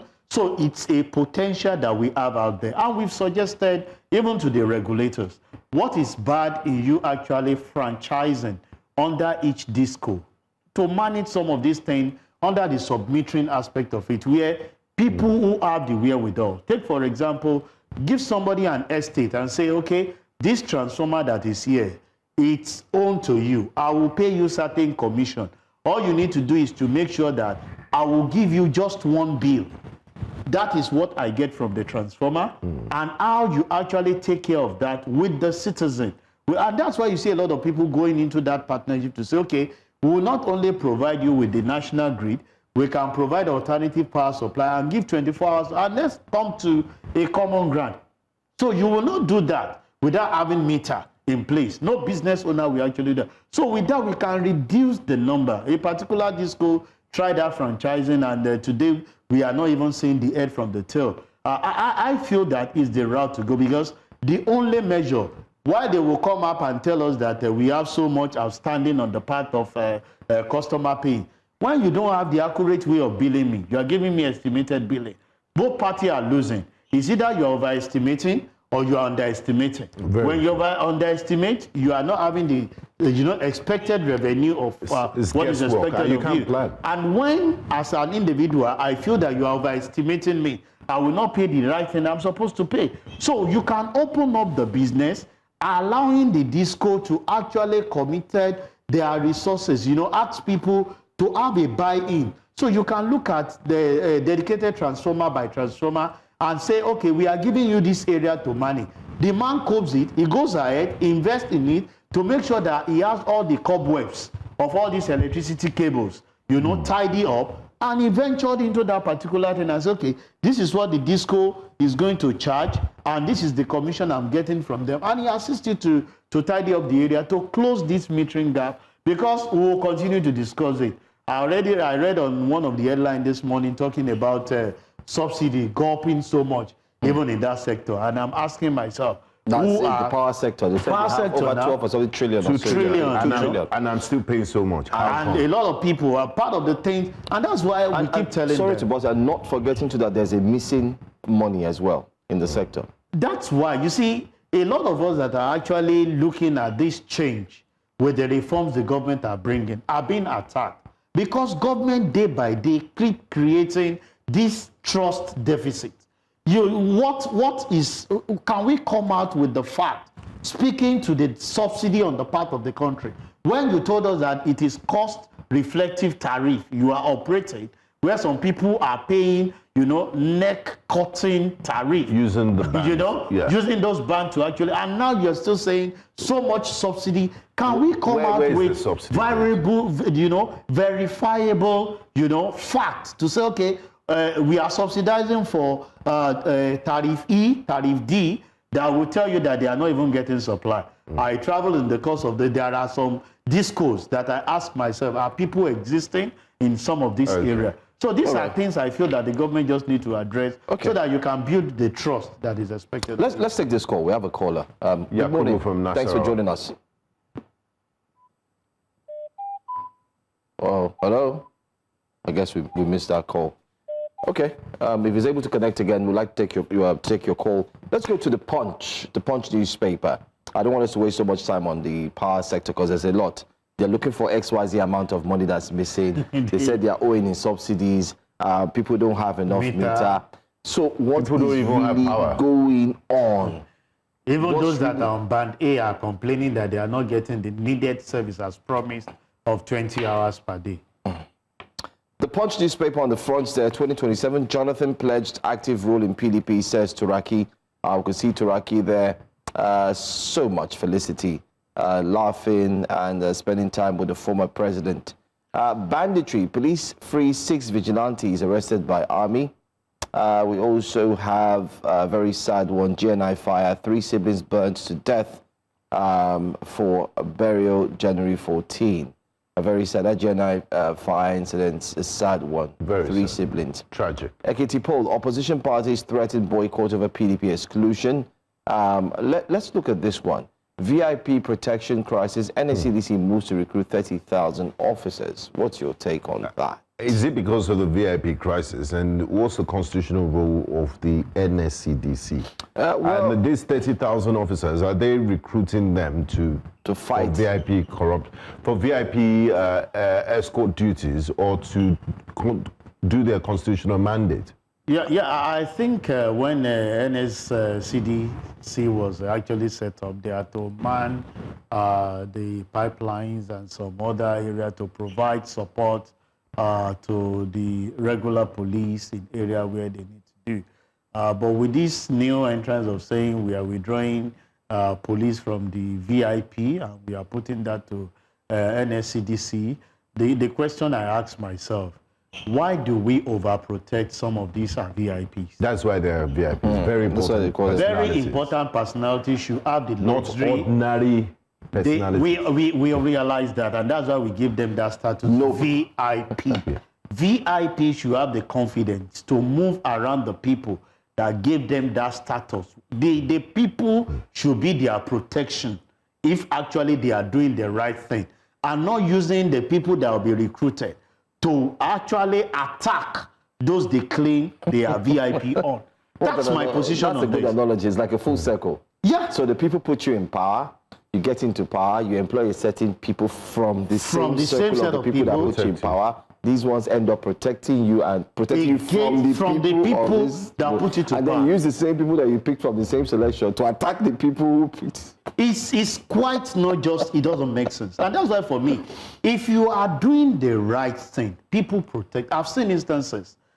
I was somewhere, you know, the guys that a lot of people will consider are miscreants, they are this, there are some of them that are very intelligent. Yeah, I've spoken to a few. You just, that particular day, somebody took my car out of my place and they were asking him questions, you know, and he was like, leave the road. I would say, this is our gas car now. Is it that you've stolen the vehicle? He will not talk like this. And he will not even associate himself with people like this that will not respect, you know, people. You think that we are there. And they stopped that vehicle, called me on my phone and said, oh, guy, are you okay? We can see your car here. Is it that they stole it or what happened? And I said, no, he's actually my friend. He said, this one is not your friend. He's telling us that we use your vehicle to crush us. And I said, guy, when I called him, I said, guy, you don't do that. And what are the things? Where you are, you contribute your own quota to make their life better. They will protect you beyond what the NSDC, CDC will do, because they know that with your safety, their own future is guaranteed. And that's why we always tell the politician, do what is needful. Allow their children to go to school, so that even if you have failed their parent, the children will not go in line with what they have done. A lot of them want to struggle and send their children to private school that they cannot afford. And if you give room for public school, that the children have the best of quality education, what you get out of it is that the children will say, this particular person that gave us, you know, a good future need not to be touched. But in fact, you won't think of harming them, where they will be seeking for special protection. But because they know what they're doing, all they look out for is special protection. I don't know how many they will actually give to Joe. I'm sure you know he's a VIP in his own. No, I'm not. I enter my boss, so I use public transport, my brother. I use public transport, so I'm not. Transport? Yes, I do. And when people say, your face looks familiar, I say it's not me. They always, I tell them, they always tell me that. You know, I always maybe it's your twin brother. No, it's not me. It's not. Yeah, you know, I know that. But let's look at this big story. ADC ticket. Atiku rejects call to step down. Blasts Tinubu. What's your take on this ADC? We just had an ADC member. But let's take this call from Peter in Benue. Hello, good morning, Peter. Oh, I think our phone lines today are a bit cracky. I mean, apologies to our callers. I will try as possible to pick your call immediately as soon as you call. So please try and call back, okay? Let's go to ADC. We're so ADC member. Atiku rejects call to step down. Yeah. Then blast Tinubu. Was it Tinubu that asked him to step down? And why the blasting of Tinubu? you know, President just did straight bullet touch. Exactly. You see, the way you can't understand politicians, and that's why I say a lot of followers are fat for them on the surface. I look at them and what's really going on? Sorry to bother. There's a caller that calls us. He said he made a very, I'd say, golden statement that do you know that even politicians are surprised that we believe them. They say, they believe us. So when issues like this happen, it makes us to just laugh in the Japanese way. There are issues within the system. We all heard about the new sheriff in town joining ADC from Labour Party, and I listened to your guest this morning. Consolidation of LP, SDP. All the parties you can talk about, PDP and some people that are not pleased with APC coming to consolidate. Yeah, it's not new. APC of today did that years back when AC with ABGA, with CPC consolidated themselves to see how to actually grab power from the center. So it's not new.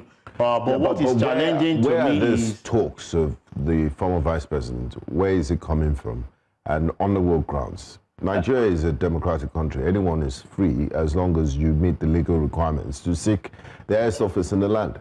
Yeah, the fact remains that a lot of us have said most of these leaders in question do not have the interest of the citizen. It's about how to get that power Personal and fulfill ambition. their personal ambition. It's fulfilling their self-evidence to say, you can aspire to say, okay, one day I'll become the managing director of an international TV station.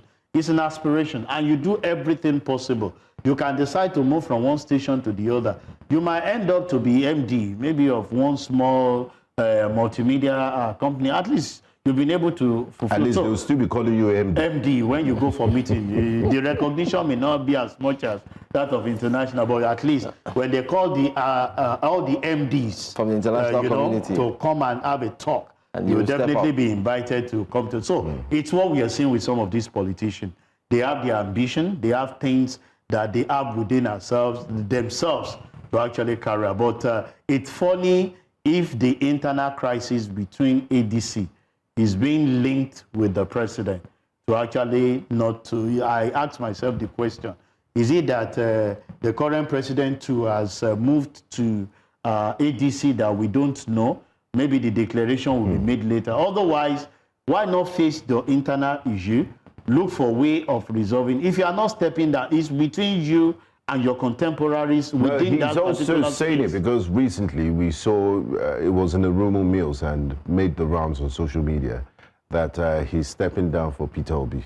So him making the statements is to clear the air and say, look, even in your dreams, clear the air and not attach it to me, not attaching it to, even not the president, don't even attach it to Peter Obi that they claim that you are stepping down for. As far as this is your statement, let the people say, I, as an individual, I am still in the race until I declare or I intended to say, this is not the route. It's a personal thing, not attaching it to individual. That's why I said, even not to the same Peter Obi that they are claiming that you're stepping down for in the party. Make your statement known, and that's why a lot of our politicians is quite interesting. They link what is not to what it is and use that to actually, divert the attention of with the citizen for us to see the main thing that we're actually talking about. All right. IG deploys newly promoted DIG and 17 CPs. We saw that story as well. And here you go, the big one, power drain, electricity subsidy nears 2 trillion naira yearly. And that's what we say. Consumer pay 1.3 trillion naira for power in 6 months amid outages. Rise in electricity subsidy sparks fresh fears. And then you wonder what's wrong in the sector. But that's not just all.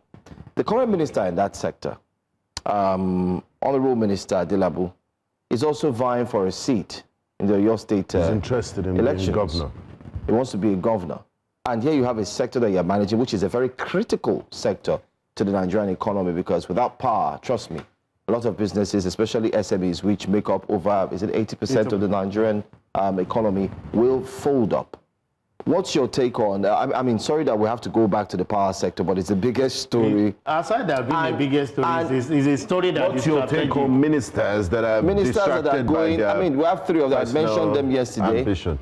Currently, Mohammed Ali Pate, the current Minister of Health, is being touted to vie for the seat of Bauchi State Governor. We have a camp that is drumming the support for him. You just mentioned Adelabu, and then we have the FCT minister, who constitutionally cannot do a 3rd term, but is vying to ensure that Fubara does not return as governor. Yeah, to this particular question, I think Mr. President needs to take a position. And this is where the committee set up by President on performance, headed by Adiza, I asked myself the question. I don't know, possibly a lot of people have seen the performance index of some of these ministers. For us to even say whether it is right or wrong, a lot of us... It would be nice to see the KPIs. Yeah, what were the set targets up to now after 2 years? Nothing in the public domain to give the rating of the performance of all the ministers that we have. And that's why I will not blame Adelabu for what he's doing He's because also having a spat with a prophet. He can decide to abandon his primary role and pursue his primary ambition, like we discussed with the other party. Otherwise, there is no how you can concentrate more on your primary assignment if you have that ambition.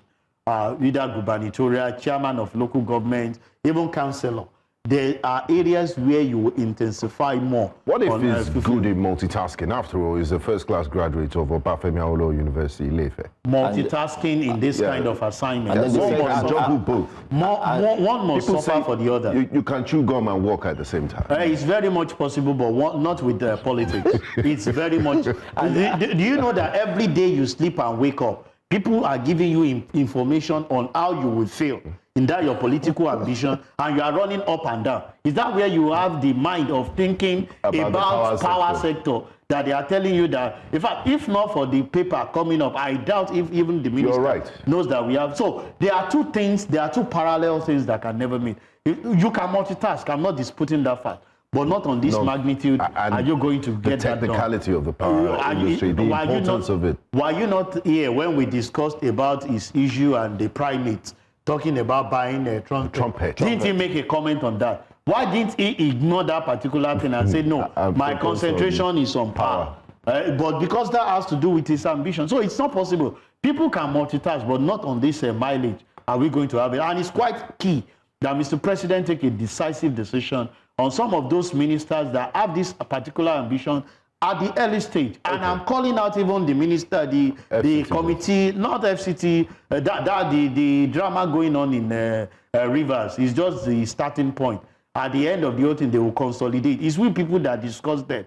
They know how they meet behind the scene and see how to have their own settlement and move on. The one I'm calling out is the chairman of the committee set up by Mr. President on the performance of these ministers. Up to now, we don't have anything in the public domain that speak of what is the performance of the FCT minister, what is the performance of the power minister, what is the minister of the economy, the minister of finance and economy, those things. On the KPI you have actually set. And all we hear is that there are reforms that are going on. People are speaking to that to see how we can convince our citizens to do this. But we don't know what those ministers are actually doing. I think the president needs to actually come out clean and say, okay, we are starting the second half of our race, or this is the third year. We cannot actually move out. And if, based on what was said, it's very much possible you are working in line with what is said to you by your principal. Let us know. But as we speak, a lot of people are complaining about the economy. A lot of people are complaining about our health sector. A lot of people are complaining about the power sector, the education sector, a lot. And there are people assigned. It is the minister. So we want to see the KPI set for them. They may be meeting it. It's very much possible when you work in the banking sector.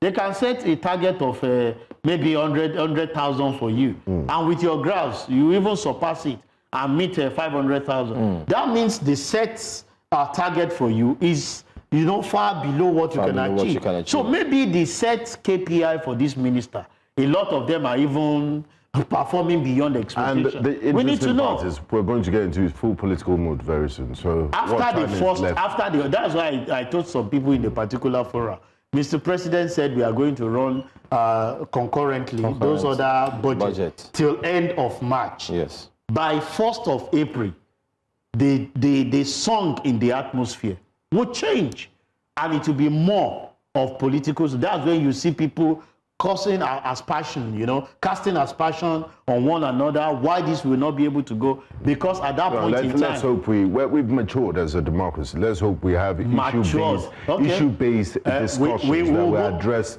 policies. It will be, they will tell you it's issue-based, but you and I will see that it's more of personal the media will have to. We won't take those insults. We would make it issue-based. But I feel that Mr. President just need to assist the citizen. A lot of people will tell you that some of the reforms, some of the things that you're saying, people are out there believing that, okay, this will work. But the major people that earn their salary on delivering some of these things, what is the performance index of your rating them? We want that. We want on public domain where we can come here and say, okay, no, Tuji Ojo, it's the citizens that are raising, performance. I also want us to flip it the other way. Now, I mean, it's easier to judge an incumbent government because they're in government and they've done some work, so you can use it as a benchmark.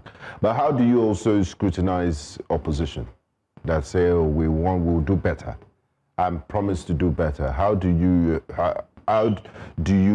advise ordinary Nigerians to question them and also ask them to know if their intentions are really genuine? Because some of them just, anybody but APC, or let me just replace this person, it's my turn to eat. Benga, I want people to go back to, the antecedents. When APC was to take power from PDP, we came with the mantra, change. Thinking change is coming. Mr. Lai Mohammed was always on TV. To make sure that we bring change. And a lot of people would tell you're paying 149 for fear is too much. It's $2 that they will change. Bring those things down. The question there is that a lot of people thought they've actually studied the process and they are bringing the change in. But we saw the change that every one of us, experienced. And people were asking, we did not ask, was it positive change or negative change? But we saw the blank check but there was a change. Indeed, there was a change for that 8 years. The 8 years came and we said, okay, we are going to, it is our turn to actually change the narrative. To have a renewed hope. A renewed hope. We know we let you down the first 8 years, but let's have our hope renewed. And a lot of people are asking questions. So that speaks volume to those that are outside. You see, a lot of, as far as I'm concerned, most of the people that have served us in one capacity or the other cannot be trusted with leadership. My personal view, I will tell you to that. Because go and ask what did they do. By making this statement, you are inadvertently attacking the ADC. I'm not attacking ADC. Because the ADC they have some people who have served us before in the recent past. They still have the same set of people too in APC. We have them too in PDP. We have them too in Labour. They've served one way or the other. How can you match somebody who has served as a governor in the state? That same state, he cannot reside there. How do you match that up? He can't live there. Some of them cannot even, after serving the country, cannot even stay in the country to continue after leaving office. But some of them are also given ambassadorial appointments. Case in point, Mr. Okeze Ikpeazu, who did on national TV say that ShopRite is one of the dividends of democracy in this. So where is ShopRite today? In his state. No, but where is ShopRite today? So if it's a dividend, we can see some of those organizations closing down. Over the weekend, I was at the one at the Keja Mall. It's no longer operating. Yeah, closed down. It's closed down. So why will somebody come out to now say that is one of the dividends? He's an ambassador today. So it's to tell you that they will come, look at opportunity that they can make for themselves, not for the citizen. As well. So if it's left to you, anybody that didn't perform and has held political appointment before should not be when they speak. A persona non grata. Question their. Show us some of those things. I'm not canvassing for anybody, but I will tell you that as an individual, if you call me out today, I will stand behind Fashola because I can see his antecedents. He's not a perfect man. When you come out with things not coming to tell us ShopRite is one of the dividends that you can boast of. That is what an individual like you and I would do. Is it not to get a franchise and mobilize people to get that done? What are the infrastructure that will assist the citizen to enhance their business deliverable in that state? Those are things we're saying. If we have to go by it right from the beginning of democracy, let me excuse our former president Obasanjo that was called upon to start the democracy. But the other ones that came and gave commitment of certain things that they would do to us, we've been looking at, in fact, a lot of people will tell you that the last administration is better than the new one. And that's what we've been saying since democracy. And that's a questionable thing that people, so when a lot of them come on here and say we can do it better, what did you do? Let me go spiritual, Benga, this morning. Bible said it. He who is not faithful in a little, you want to commit bigger tasks to them. So the fact remains that, can we have a fresh year? This is the same rhetorics that we hear from politicians because it's their core business. A lot of them do not even go back to those primary things that we know them to. Their main focus now is a profession that they all buy into. I'm waiting for the NUC to approve, even though we have a political science. That does not speak to this. We must have a core course, you know, that speaks to politics itself, that you come out. These are things that is actually denied. That's why a lot of people, is it not political? When you gather technocrats together, who has been in the other side, coming up with ideas, and all of a sudden we are looking at way politically to tweak certain things that will bring that change that we actually. So somebody is saying that, can we change the narrative of how we are doing things and let's have it in a fresh way? Somebody is saying that no, that will not be. Let's go back to the rhetorics of doing. You can only say that with politicians. And that's but I guess my we'll see. It's a penultimate year to a general election. It has started this year already. we'll know. It has started already. We'll know who the candidates are for the political elections and see if they can effect the change. Yeah. Thank you so much. Thank you. Mr. Shesal. Always a great time, at least starting the new year with a great guy. And I'm looking forward to teaming up with you on the golf course. Not a problem. I challenge you, Benga, anytime, any day. And after I beat you, I will now challenge Joe. No, I think you should start with Joe. Thank you. He's on my Start level. with Joe. I don't even do golf. Before you come to me. Football and basketball, count me. Because we'll discuss it on this. And by the way, we're playing Algeria on Saturday. Yes, quarterfinals. What's your take? We're going to win. Are you hopeful? Yeah, well, I'm hopeful that because part of the things we put to the Super Eagles is that they should redeem the lost World Cup qualification and make sure that by they bring winning this AFCON, exactly. back to us by winning the AFCON. We'll beat Algeria 3-0. I predicted it here first, so take note. Okay, thank you so much, and thank you. See you tomorrow. Bye-bye.